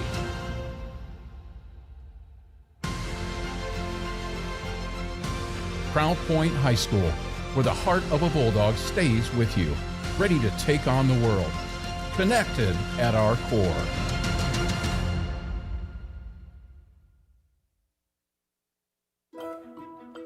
So the reason why I took the PLTW biomedical course is because I have been inspired by my older siblings who have also taken the course. Furthermore, I'm also interested into majoring the medical field. This has met my expectation tremendously because it has shown me many different scenarios of what the human body can do, and it has also exposed to me different careers that are involved into medicine. We've done many labs throughout the years, so we have done many dissections, we've also done some collaborations with each other, and we've also done some many projects to understand different, for example, bacteria or diseases. So these courses will help me throughout college because it has exposed to me and made me learn so many things throughout biomedical and helped me learn throughout the human body. Becoming a licensed sports official is a great way to make a positive difference in the community and support the over 160,000 Indiana student athletes that participate across 22 IHSAA sports. Sports officiating allows you to stay connected to the game, become a role model for our young student athletes, earn extra money, and support the patrons and communities of our IHSAA member schools. To learn more about becoming a licensed IHSAA official, text OFFICIAL to 317-943-9030.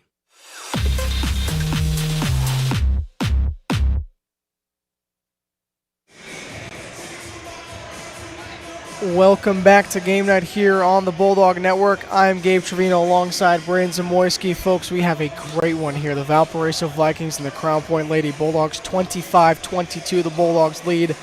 If you're just joining us, you've tuned into a good one so far, Braden. And you mentioned the stat to me at the end of the half when we were in break. Tell the viewers at home. So I happened to turn back and look at the scoreboard, the beautiful video board here at Crown Point, and I noticed that number 23, our kind of game breaker here for Valpo, Liliana Barnes, had 12 points on the floor. There was only one other player with points on the floor. They had 2 points out of 5 on the floor. And that kind of sums up what this Valpo team has been this whole game, at least offensively. Defensively, this whole team has been incredible. All 5 on the floor defense, is working hard. But on offense, it's been Lillian Barnes, and more Lillian Barnes. It's been incredible.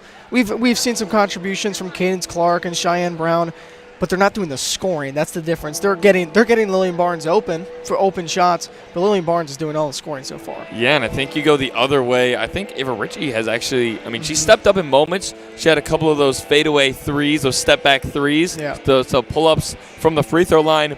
But I think she's keeping her team in this game more mentally right now than in her play.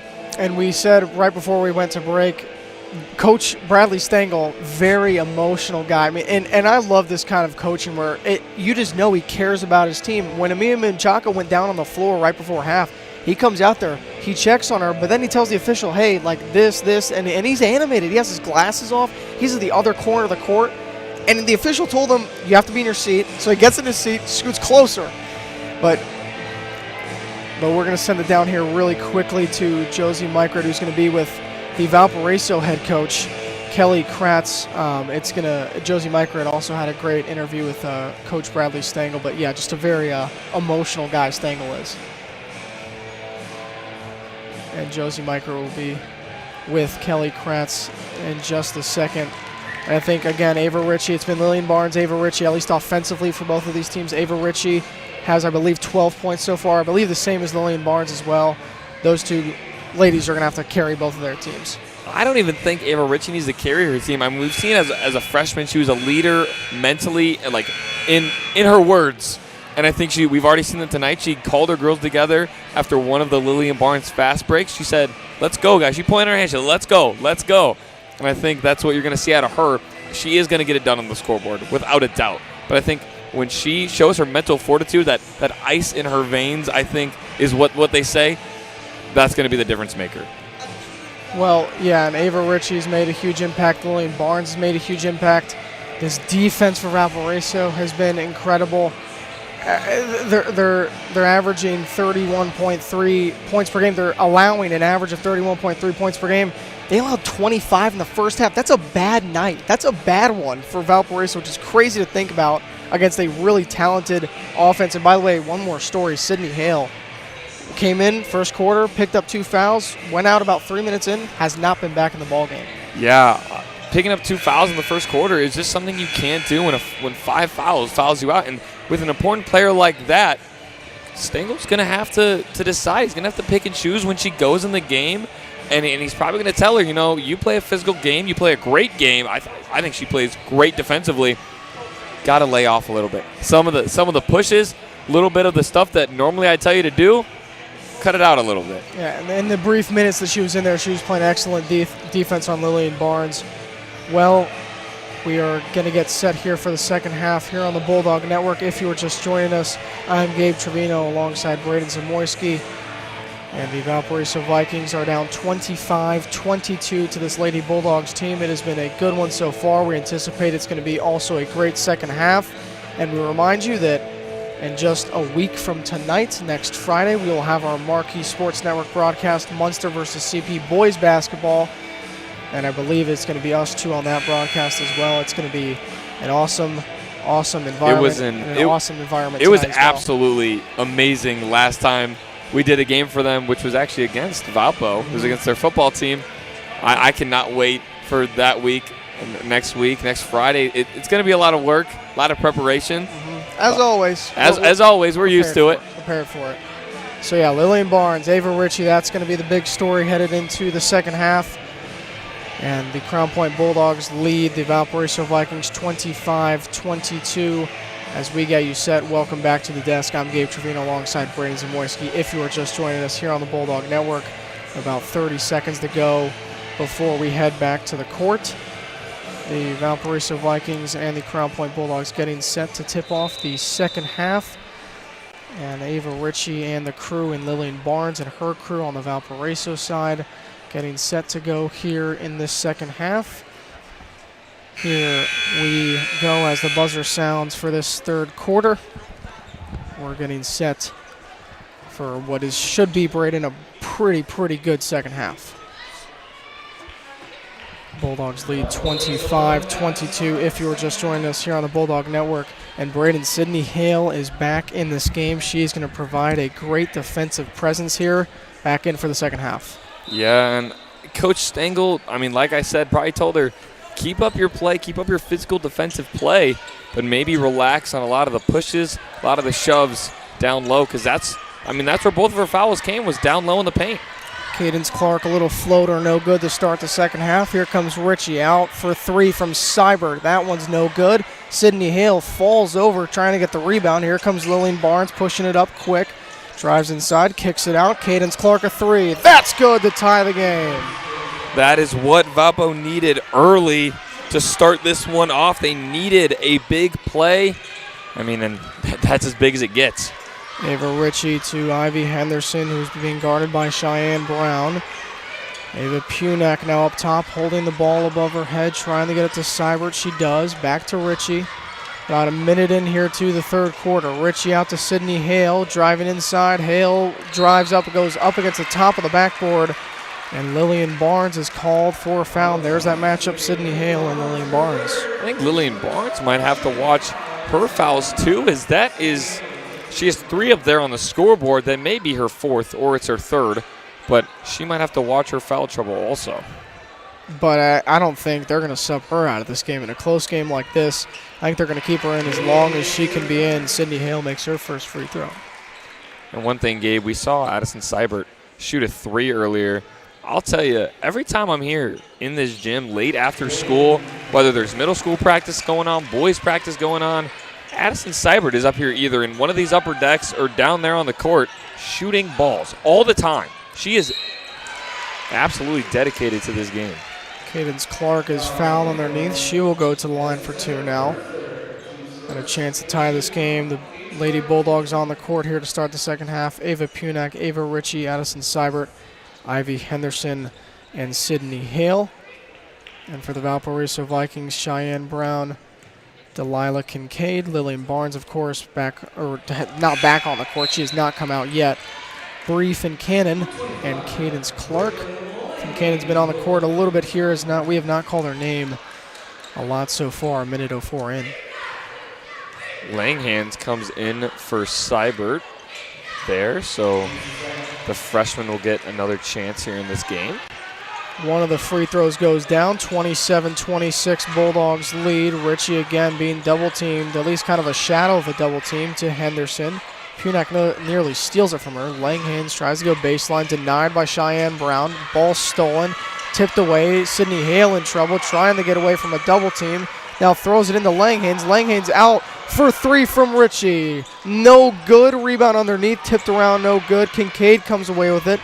Ball nearly flies out of bounds. We're going quick here, and Sydney Hale is knocked over, and she picks up her third foul of the night. And Menchaca heading right over to the scorer's table, wasting no time, and Hale is visibly frustrated, and rightfully so. That might be it for her tonight, as she is frustrated walking back to sit down, and reasonably so. I feel like she's played a good game defensively, just a little too physical for the refs' liking, who are probably this half going to call a little bit more, try to get this game back under control.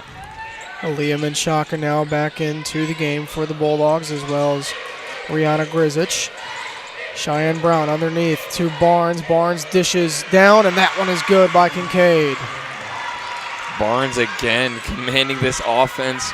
She didn't score that time, but she is the reason that basket went in. Henderson, a free throw line jumper is no good. Tried to break the zone there. Henderson took the open look she could get. Under 6 minutes to play. Kincaid out to Clark. Clark a little pump fake. Now to Kincaid for three. No good. Rebound to Menchaca. Menchaca to Ritchie. And here she comes. Barnes right behind her. Make sure she knows where she's at. And a tough reverse layup. Not a great angle for her, and Ritchie nearly steals the ball away. Here comes Barnes driving right down the middle of the lane. A spin move, a floater will roll in. She loves that spin move. That's the third time. This is the third time she's done that tonight, and this Lady Bulldog defense, is just dumbfounded with her ability. I think as both of us are too. Yeah, it's been incredible to watch. The impact that Lillian Barnes has on this team, I think we can both say is greater than the impact that Ava Ritchie has on this team. But both of them, it's incredible. But Lillian Barnes especially, she's doing everything. Everything on this team right now for the Valparaiso Vikings. Yeah, and I think it will be really unfortunate for Valpo, but it's going to be the difference maker. If she picks up 2 more fouls, she's fouled out of the game. So I think if you're Coach Stengel, one of my messages to the girls is drive the basket, play physical with her, try to get her to get fouls on you. That is, in my mind, probably the best way the Bulldogs can very easily take control of this game. About 15 seconds to go here in this timeout. 5:24 to go here in the third quarter. If you're just joining us here on the Bulldog Network, I am Gabe Trevino, your play-by-play man, and my color man, Braden Zamoyski, alongside me. 30-27 is your score. The Valparaiso Vikings lead the Crown Point Bulldogs. It has been a good one so far. The Bulldogs were up 25-22 at half. It has been an 8-2 run here to start the second half for the Vikings. Ava Punak, Ava Ritchie, Addison Seibert back on the court. Aaliyah Menchaca and Ivy Henderson are all on the court for the Lady Bulldogs. And they will need to get something going. Ritchie with 10 points so far tonight. And this Ritchie seems to be Punak saying something to each other. Punak seemed frustrated as she inbounded the ball. She was looking at the ref and kind of just threw it at Ritchie. Seibert throws this one away. Clark's got it. Ritchie tries to get the steal from behind, diving on the ground, and Ritchie will not get the jump ball. Looks like the foot of Cadence Clark was out of bounds, so it will go Crown Point's way. We'll see if Punak's still upset at the ref. Not anymore. She'll just throw the ball to Ritchie. They won't talk about anything, and they'll just go play some offense. Lillian Barnes pressuring Ritchie right at half court. She gets out of the backcourt. Now being pressured, double teamed, and tied up with the jump ball. And that will stay with Crown Point. And I don't think the Lady Bulldogs realize that. Ava Ritchie frustrated, I think, at the pressure putting on her. I mean, no doubt. I mean, it is a lot of pressure putting on her by Lillian Barnes. Is now that's our matchup into the second half, which we talked about on game night. Here comes Ritchie to Menchaca in the corner. Menchaca being pressured. Cross-court pass to Punic. Here comes Punic underneath. She's being pressured. Clark gets a piece of it. Now she's double-teamed, and Punic throws it off of Cheyenne Brown. So the Bulldogs will retain possession. Smart play from Punic underneath, being trapped. Just throws it off of one of the Vikings. Stengel on the edge of his seat, quite literally. Yeah. As he's almost falling over, tipping his chair on its side. But, I mean, again, like we talked about at halftime, animated coach, and for good reason. He cares about these girls. Ivy Henderson out to Ava Ritchie. Ritchie on the wing, just trying to get some movement around the screen. Now she's going to go cross-court to the corner. A three is no good, in and out from Menchaca. Here comes Kincaid. 4.5 minutes to go. Barnes had an open three, didn't take it. Cadence Clark takes a three, and that one is good. Lead to 6. Cadence Clark, more like Caitlin Clark. She bangs home that three, which finds the Lady Bulldogs in a tough spot, I mean, to start this half. Quick ball movement here from the Bulldogs. Menchaca batted away. It's going to stay with Crown Point. Ritchie is visibly frustrated. Largest lead of the night for the Vikings at 6 now. 33-27, and a timeout called by head coach Bradley Stengel. And this momentum could maybe start beginning to too much for the Bulldogs. I said this, Gabe, at the beginning of the game, when Valpo took that first quick run, I said Crown Point cannot get in their own heads. They have to keep playing their game, which we saw late in the second quarter. They started playing their game. Shots started to fall. But, I mean, early in this second half, it has been all Valpo, all Vikings. And I mean, we talked about suffocating defense. It seems like suffocating offense for Valpo, suffocating defense for Valpo, and suffocating transition. They're controlling all three phases of this game right now, without a doubt. Yeah, and it hasn't been like that the whole game, but definitely in the second half so far. They came out of the half firing. The Bulldogs have only scored 2 points. 2 points here in the second half, about 4 minutes in. The Vikings are on an 11-2 run here to start. Whatever head coach Kelly Kratz said in the locker room has worked. It has worked, and it's motivated these girls. Yeah, it has definitely motivated these girls. They've come out in an 11-2 run. Lillian Barnes looking unstoppable. Braden, their defense, I think they've kind of switched to a zone, and the Bulldogs have tried to switch their approach to trying to get around that zone, just getting rid of the ball quicker, but they seem to get trapped far too often. It seems like they're frustrated, and I mean, there was a pass from Henderson over to Punic, and Punic, it was too hot for her hands. Henderson wound up that ball and threw it as hard as she could. So just showing frustration, early in this second half. To Addison Seibert, now to Ritchie. Ritchie, free throw line, kicks it out. Ava Punic, a three. That's good, and that's what the Bulldogs needed. That's exactly what they needed, Gabe. And that kind of turns that momentum meter back towards the middle. I wouldn't say leaning towards ball is stolen. White yet. Here come the Bulldogs. Could this turn the Bulldogs' way? The momentum meter. Sophie Hart, Ava Punic, pump fake, drives inside. Euro step, right-handed layup. She is fouled, and she will go to the line for 2. Gabe, do I hear a ticking sound of that? That momentum meter, it shot up about halfway in between Valpo and halfway, kind of creeping towards white, creeping towards the Bulldogs, I think. So now Punic will make her first free throw. Lead goes from 6 to 2 in a matter of 30 seconds. And Punic has a chance to cut the lead to just 1. Stengel deliberating with, seems to be the commander of this offense, Ava Ritchie, as she now looks even more focused than she did earlier. She is back on defense. Lillian Barnes she is bringing this one up this time. And now Cheyenne Brown tries a three. That's no good. Punic goes right off of her hands. The rebound does. Barnes is tied up in a foul called on Punic. Punic doesn't like that one. Just on the floor, got in Lillian Barnes' way. And that will be, I believe, just foul number 1 for Punic. She is visibly frustrated. She missed her second free throw, so the lead is still 2 here for the Vikings. just a physical play by Punic. And like I said, I mean, these refs are going to try to tighten down, take a little bit more of the physicality out of this game. So now the Vikings back on offense. Cheyenne Brown drives in on Punic, nearly loses it. Ollie Harden comes away with it. Nothing there on Sophie Hart. Now up to Clark. Lillian Barnes has it. Barnes drives baseline, and a foul is called on Addison Seibert. Bulldogs trying to stay calm. Seibert didn't like that. Menchaca comes over and says it's okay. That's There's 3 Seibert's minutes to go. third now, and so it looks like change will be made. Rihanna Grisic coming right back in to the game. Seibert checks out with her 3 fouls. Lillian Barnes to inbound underneath for the Vikings. Clark comes open. Pump fakes on Grisic. Now out. Sophie Hart guarding her. Pressure from Hart. Cadence Clark again has it. Cheyenne Brown was the last one with it. And a nice jumper, free throw line jumper from Cadence Clark. Lead back up to 4. Ritchie again pushing it quick as she does. Spins around Barnes. Kicks it to Punic. Punic is called for a travel. And she is frustrated. Gives the ball a harder dribble than normal. Throws it over to the scorer's table. And I think 2.5 everyone minutes to go. in this gym that's not wearing green seems to be upset by that call, though.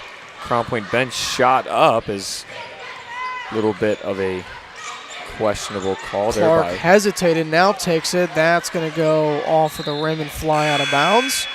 So the Bulldogs will get it right back, and now Delilah Kincaid checks right back in for Cheyenne Brown.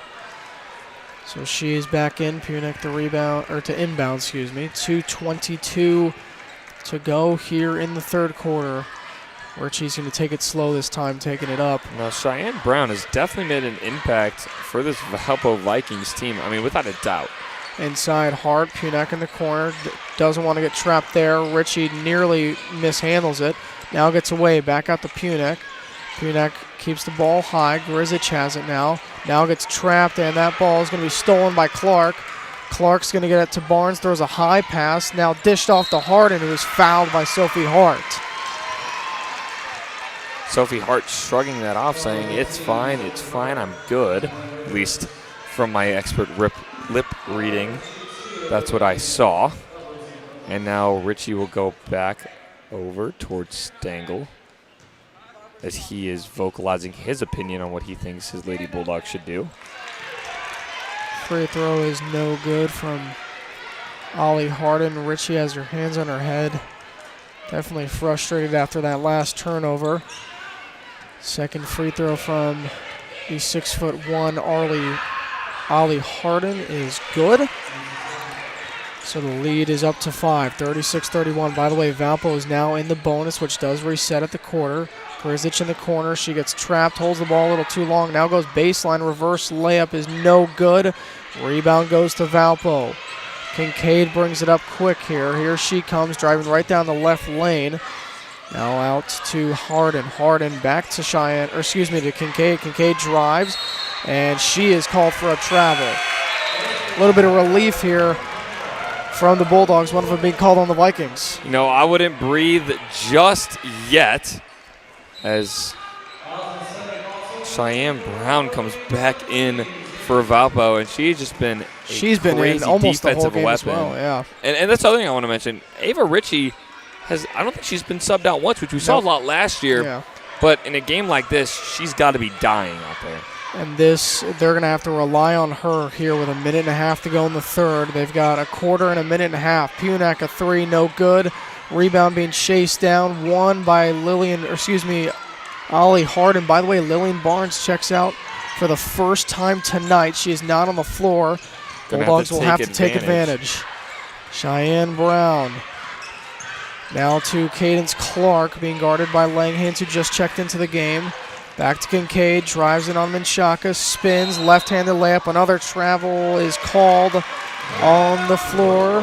54.1 seconds to go. That is another possession for her that has resulted in a travel. She definitely looks frustrated out there. She stands at the center Crown Point logo. Here comes Richie trying to get around a double team. She has Menchaca in the corner for three. No good. Rebound is hustled. Chased down by Punak.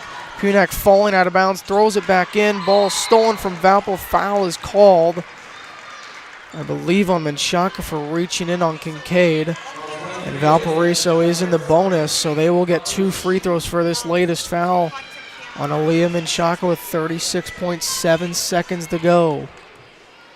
And that is just a tough break for Crown Point. They're trying to play physical. They're trying to stay in this game. Just not a lot going their way on this Friday evening. And, I mean, looking across the court, looking at the bench, frustration, which when you're down in a game and your whole bench is frustrated, that is not – it's not a key to success. And again, Sydney Hale still remains out. Ivy Henderson has not been in a while. And this is a time where Lily Barnes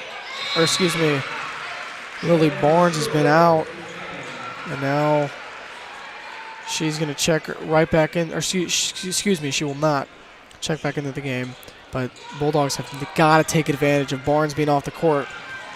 More than likely, she'll be off the court for the rest of the third quarter and come back in for the fourth. Menchaca pump fake three down the baseline to Punak. Punak to Richie. Ball stolen by Brincannon. Here she comes up the court. Ollie Harden, a wide open free throw line jumper. It falls, but a travel's called, and the Bulldogs getting bailed out by these travel calls. They got to take advantage, Brady. Now, Gabe, I'm not an expert in coaching or reading body language. But I looked over at one of the whistles, and Sydney Hale had her head down with her hands on the top of her head. Doesn't look, from that at least, like she'll be playing much more tonight, which is unfortunate for Crown Point. I mean, as I said last time she was in the game, she's playing good basketball, and she's played good defensively tonight. Just not a lot of calls going her way, which is a key defensive player. 1 second to go. Rebound to Richie. She can't get the shot up, and Richie frustrated. As the quarter ends, the Valparaiso Vikings lead the Crown Point Bulldogs 38-31 to end the third quarter. The Bulldogs are going to have to overcome a 7-point deficit as we head in to the fourth quarter. It's going to be a good last quarter, and we send it down to our courtside reporter, Josie Micret.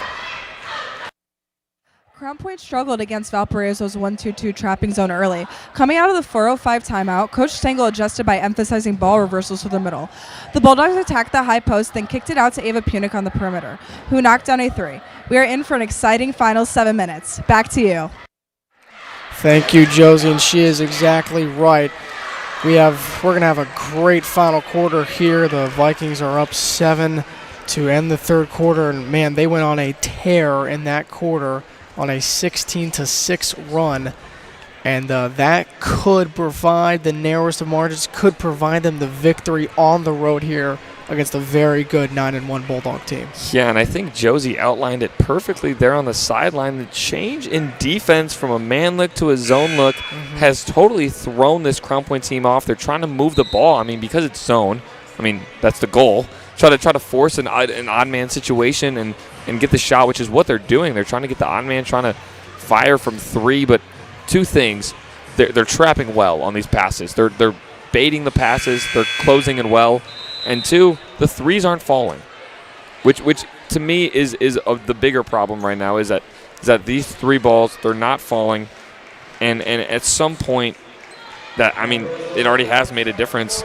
Because when the threes were falling, the team was energized. And Braden, the big thing, Lily Barnes was out for that last minute and a half or so in the third quarter. There was travel calls on Valpo. It seemed like every possession. Crown Point didn't. I believe they scored one basket in that whole 2-minute period. They had to have taken more advantage of that situation. They didn't. Yeah, and now Lily Barnes is having a conversation with the official, laughing.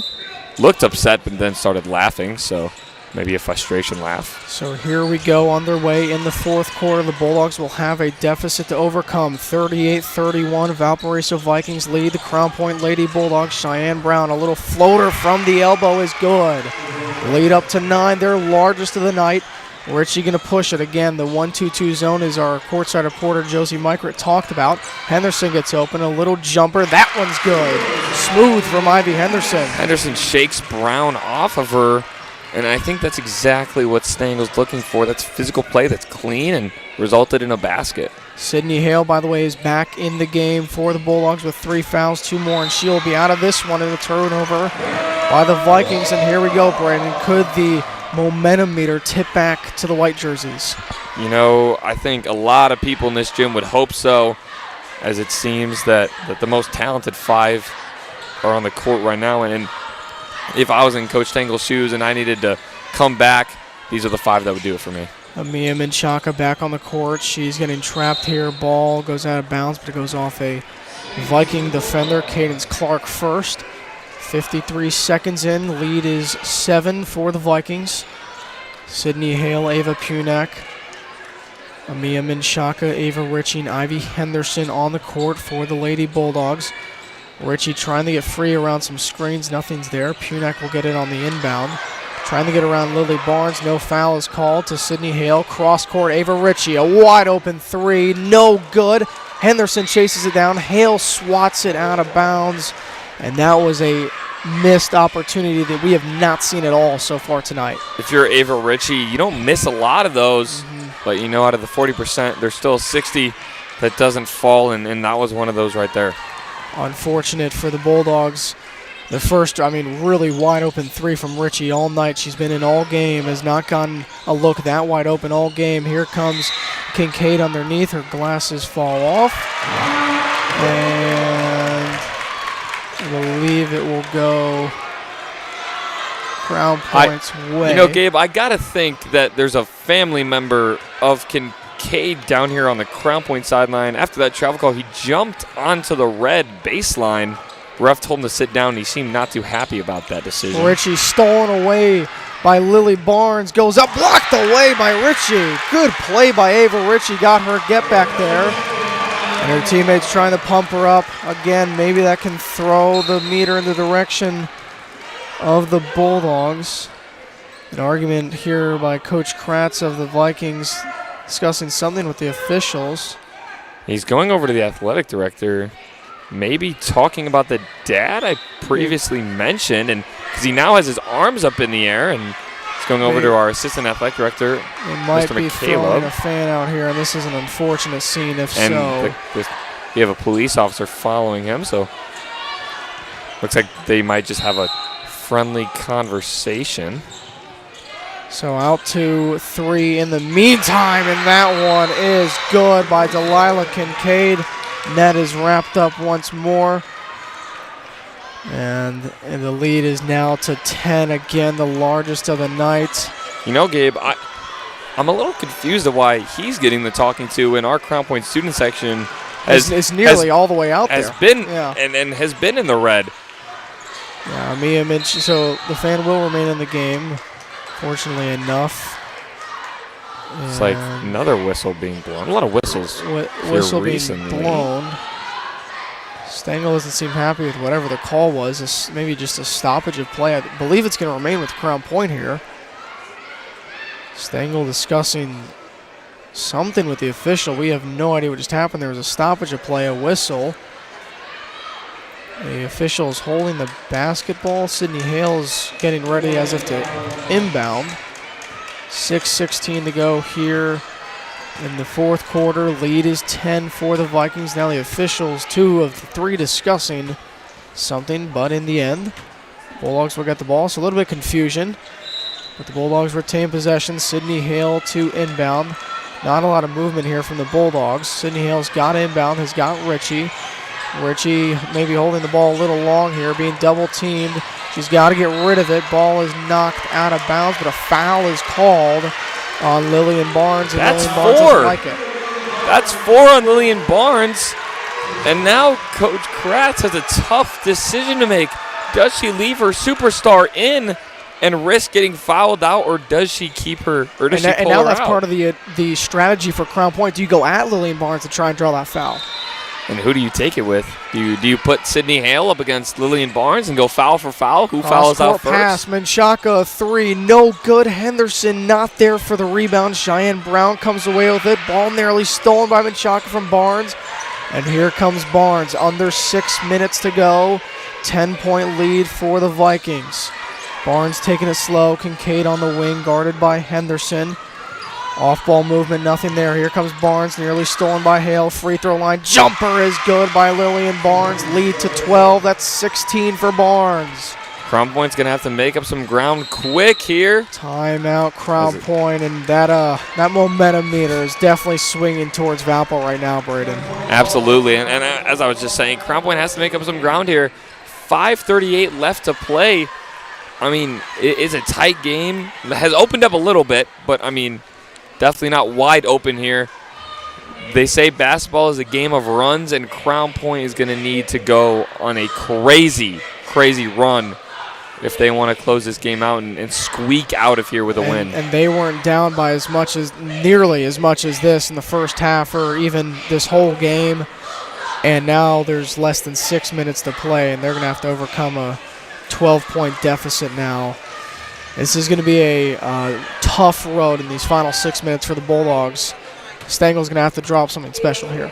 Yeah, and Gabe, if you want to ask me where I think that deficit has come from, I'd say right out of the locker room. At the start of this half, the Bulldogs came out flat, and Valpo attacked. And so I think not necessarily a bad fourth quarter so far from the Bulldogs. I think their defense has picked up tremendously, but they've dug themselves into a hole in that third quarter, and it's going to take a heck of play to get them out of that. Well, if you were just joining us here on the Bulldog Network, I'm Gabe Trevino alongside Braden Zamoyski. The Valparaiso Vikings lead the Crown Point Lady Bulldogs 45-33 with 5 minutes and 38 seconds remaining here in the fourth quarter. It has been a close one so far until the third quarter, where the Vikings outscored the Bulldogs 16-6 and now have their largest lead of the night at 12. Lillian Barnes, the superstar for the Vikings, is now subbed out with 4 fouls, and they're going to need her down the stretch, but just being careful here with a 12-point lead, subbing her out maybe just for a moment. Sydney Hale in the corner, being pressured by Finn Cannon.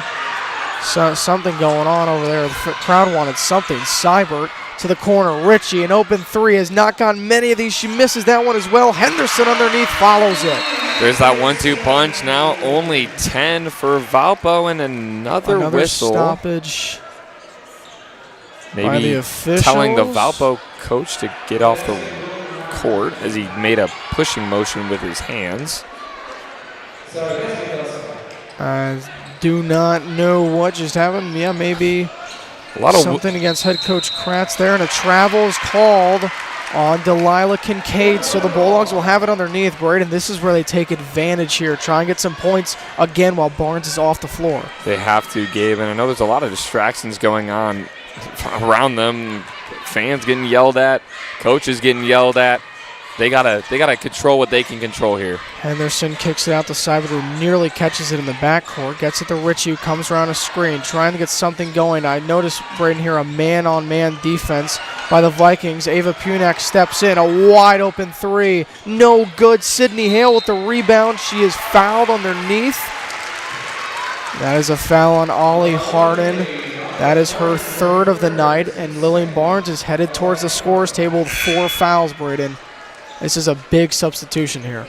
Yeah, it's a risky one too. But, I mean, going back to that man look, switching back to that, the double team left Ava Punik wide open, and you have to capitalize there. She had an ample amount of time. Henderson underneath lays that one in. Lead is down to 8 now for the Bulldogs as we go under 5 minutes to go. Seibert faking out everyone on Valpo, finding Henderson wide open in the paint. 4:50 to go and counting. Lillian Barnes on Sydney Hale, who already has 3 fouls. Barnes has 4 herself. Now to Kincaid near the logo. Steps up into a 3 right in Henderson's face. Off the backboard, no good. Rebound to Sydney Hale, battling around. Swings an elbow. Maybe going to call a foul. Did not see a jump ball signal. Looks like a foul. It's going to stay with Crown Point here. Lead cut down to 8. The Bulldogs have gotten a lot of wide open looks here in the last minute or so. They have to capitalize. Finn Cannon, picks up her first foul off that play. I thought it was going to be jump ball, Gabe, based off how this game's going, but, I mean, goes towards the Bulldogs' favor. Ritchie being pressured by Barnes, nearly loses her dribble. Now to Punak, Punak to Hale. Sydney Hale a 3. That's good! The player that we said you wouldn't see towards the fourth quarter, and she comes in and she makes a big play. late in this game.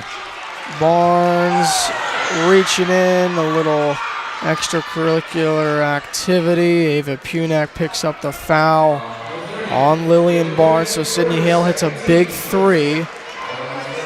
Lily Barnes shaking her head. The Vikings will get the ball underneath. Lead is now down to 5. 7-0 run here for the Bulldogs. Just over 4 minutes to play. Barnes tried to drive that after the whistle, and Addison Seibert said, no, ma'am.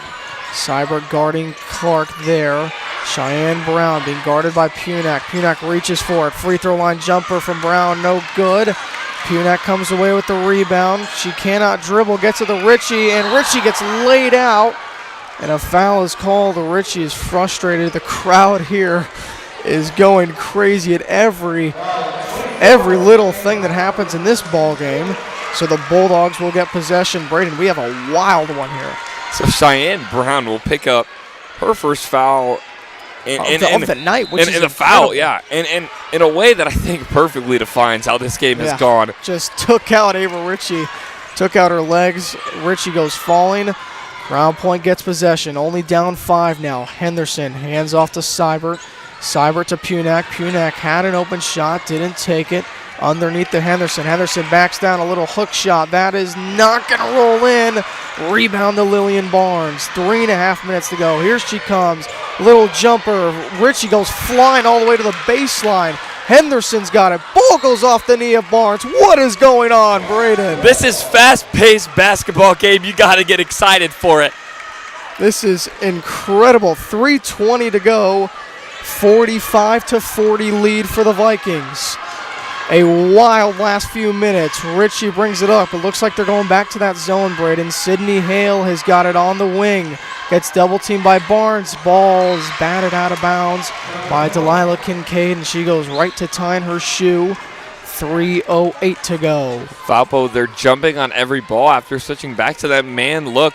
They are trying to go back to that suffocation defense that worked in the first quarter, but I think Crown Point has matched up to that quite well here, only down 5 now. Ritchie has got it, double team to Punak up top. Punak drives right down the middle of the zone. She thought she was fouled. Ball's going to go Valpo's way. Punak wanted a foul there. There was none. Now we're under 3 minutes to play. And here comes Lillian Barnes again. Sydney Hale getting Barnes and Brown and Hale, and it's been a wild game so far. Barnes falls. Travel is called as she moved on the ground. Crown Point gets the ball right back. Sydney Hale gets up and screams, "Let's go!" And then she makes her way to the corner as Ava Ritchie and Ava Punak start this offensive push for the Bulldogs. So here comes Ritchie again, being double teamed.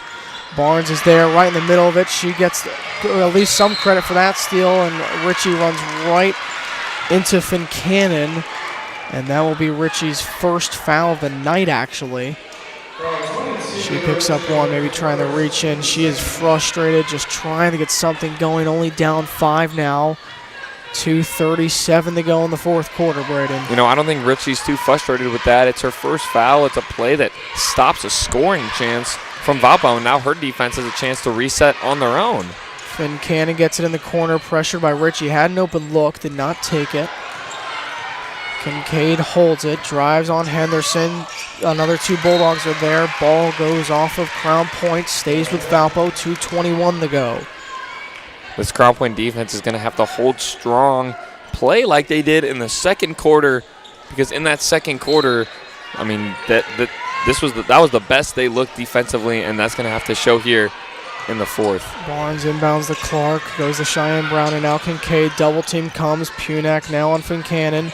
Double team is coming for the Bulldogs, now underneath Cheyenne Brown. Brown cannot get it to go, gets her own rebound. Foul is called on the floor. The Vikings are still not in the bonus. Looks like Seibert will go underneath. Seibert's going to pick up her second, excuse me. Looked at the 4 with the ref's hands. But she'll pick up her second, get subbed out. There's only 4 Bulldogs on the court right now as Seibert checks out. Henderson thought she was checking out, but maybe she's still in. There's only 4 white jerseys compared to 5 out there. Kind of sums up how this game's gone so far. Henderson will. So Stengel says, my bad. So she will check out for Aaliyah Menchaca, who's back in. 2:06 to go. Lead remains 5 for Valpo. Aaliyah Menchaca with a big 3 in the second. We'll see if she can do it here again in the fourth in a do-or-die situation for Crown Point. Double teams coming from all the Lady Bulldogs. Sydney Hale there in on the pressure. And they're going to get a jump ball. And this one will go to Crown Point with under 2 minutes to go. Bulldogs are going to need the knockdown. Sydney Hale knocked down a huge 3. They're going to need 1 or 2 more of those here to try and get the lead or make this game even closer than it already is. Ritchie drives all the way to the corner, gets to the Sydney Hale, wanted to take that 3 right through the double team.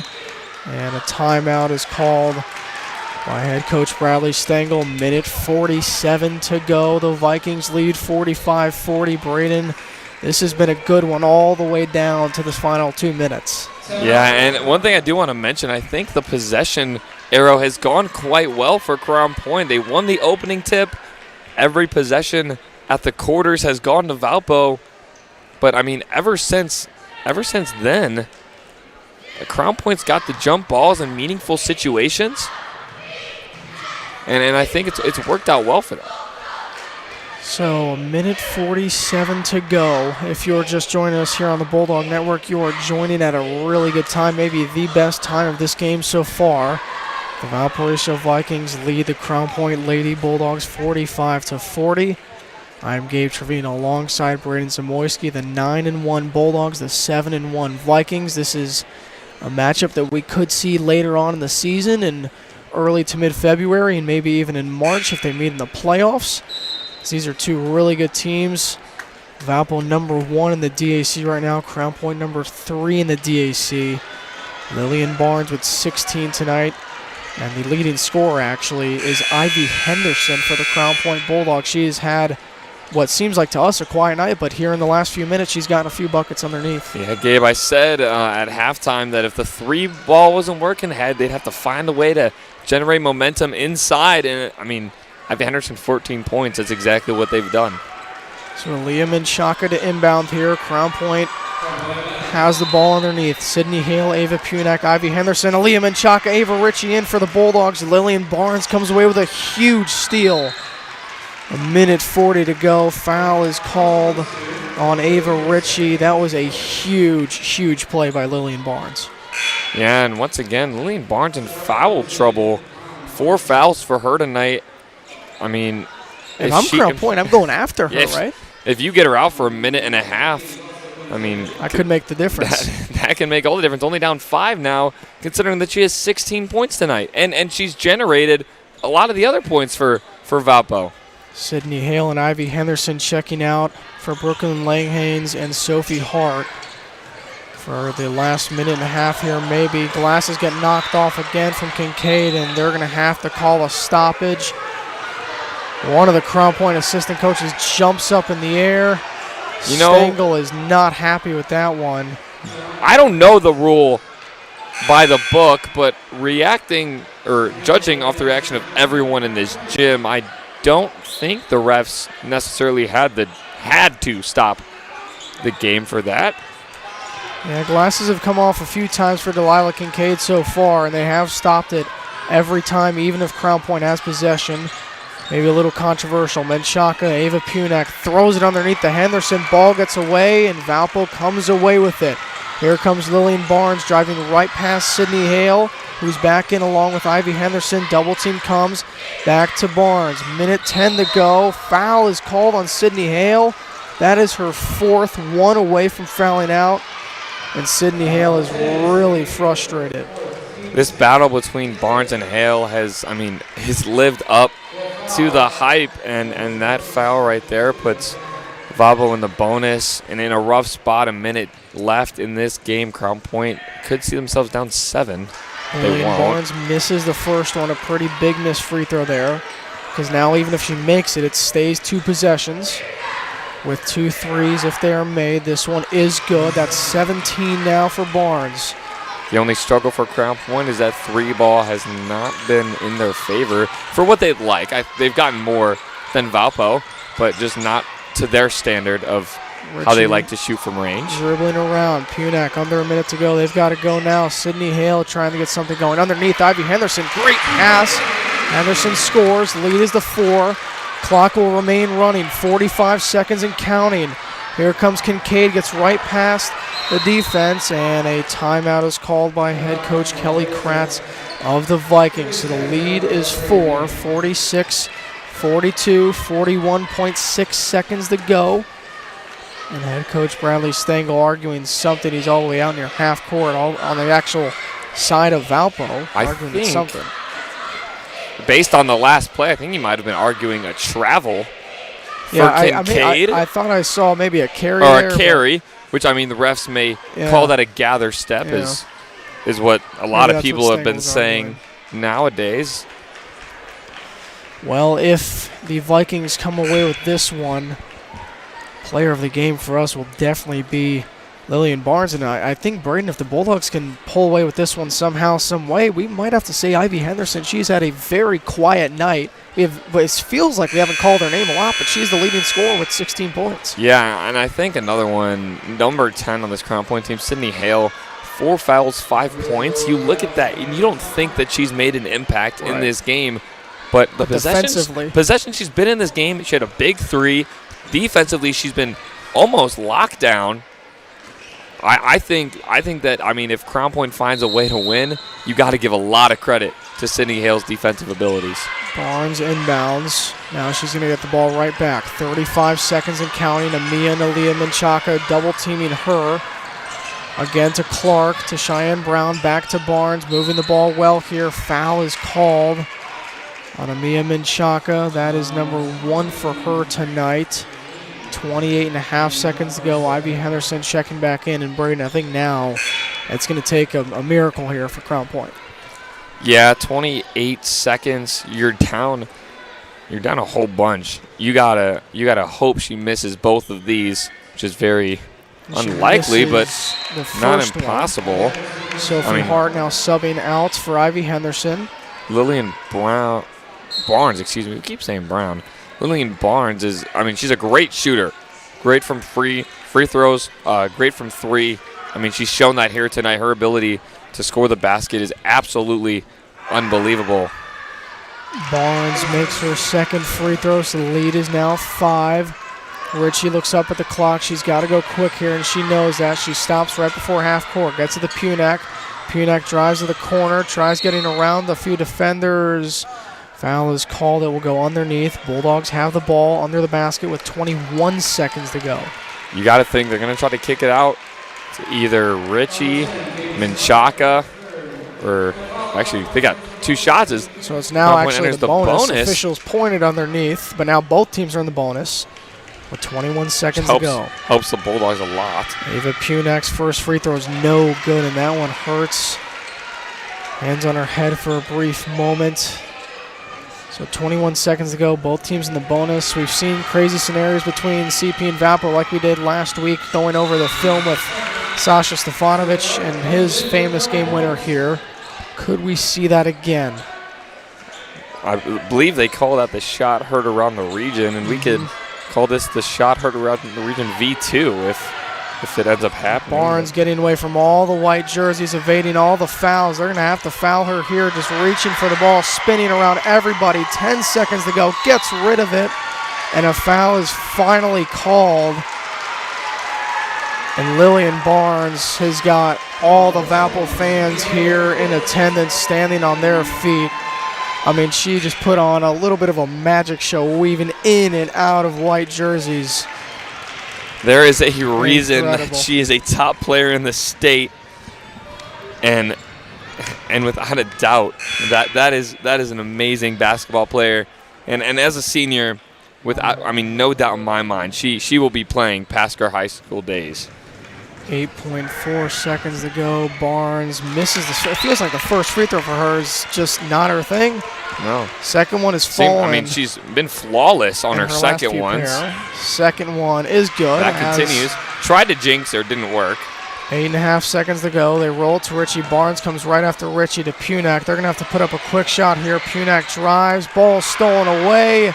This Richie might be the chasing end of down, and that will do it. At the buzzer is good, and the Valparaiso Vikings come away with a huge win on the road here in Crown Point. The Vikings win 50-43.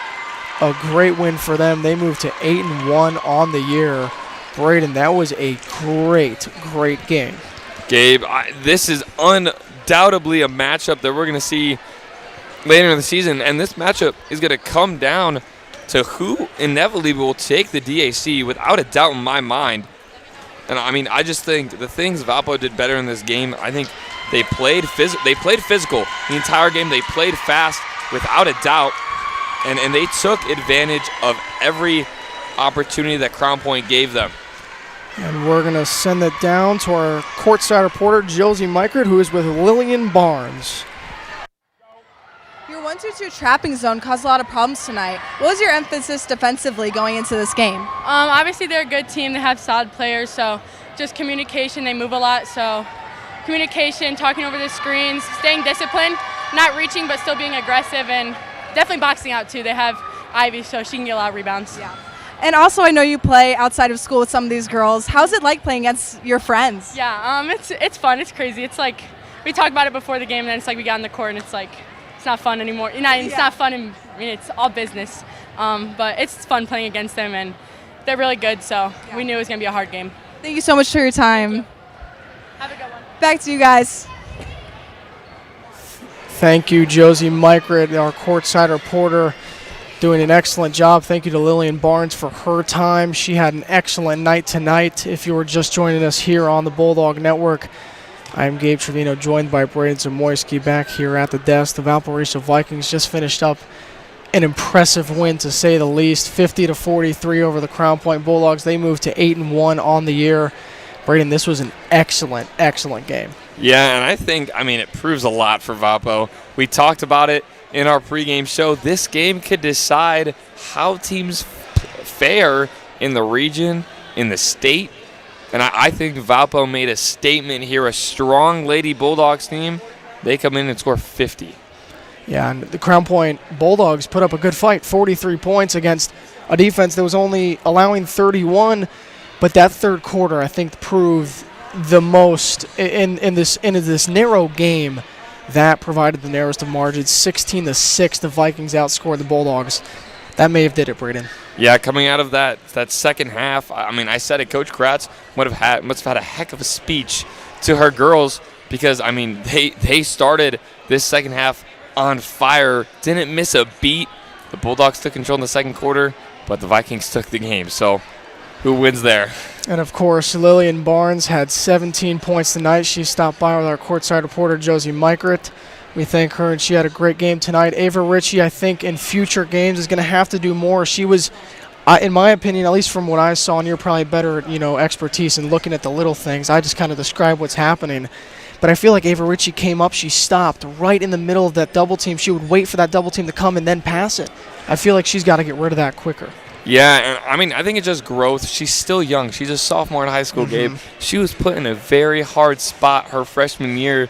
She was basically playing full games, commanding an offense her freshman year. With that comes a lot of pressure on a young person. And so I think her game is growing. I think it will continue to grow.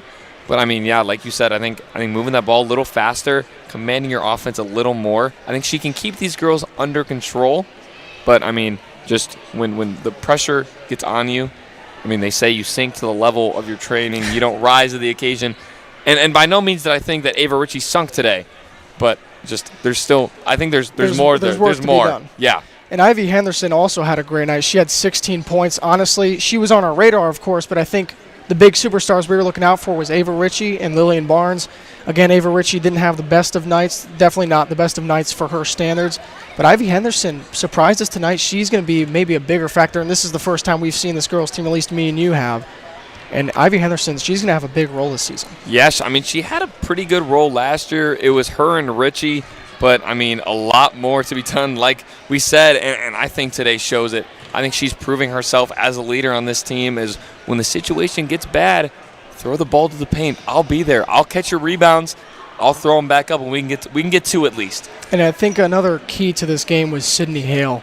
I mean, Sydney Hale, she picked up 2 fouls in the first quarter, gets immediately subbed out, isn't subbed back in until the third quarter. And then she picks up 2 more fouls, subbed out again, comes in for the important moments in the fourth quarter. But that could have been a big story if she was in that whole game and stayed out of foul trouble. And one of the things that kick-started this almost comeback for Crown Point was her 3. Swished a 3 from the corner, and that gave Crown Point some more momentum. So fans at home, I don't want you to look at this stat line and see 4 fouls, 5 points, and think she played a bad game. She came in and hit a big 3, too, down the stretch. Yeah, she played a good defensive game, locked down when it mattered, and I think just 2 fouls early, I mean, if she doesn't get those, it's a way different ball game. It would have been a way different ball game. Well, the ball does not roll the Crown Point Bulldogs' way tonight. The Crown Point Lady Bulldogs drop to 9-2 on the year. The Valparaiso Vikings go up to 8-1 on the year, remain first place in the Duneland Athletic Conference after tonight with a 50-43 win, a 7-point win on the road against the Crown Point Lady Bulldogs. Thank you to everyone working behind the scenes tonight to bring you our broadcast of Valparaiso Vikings versus the Crown Point Bulldogs. He's Braden Zamoyski. I'm Gabe Trevino saying good night from Crown Point.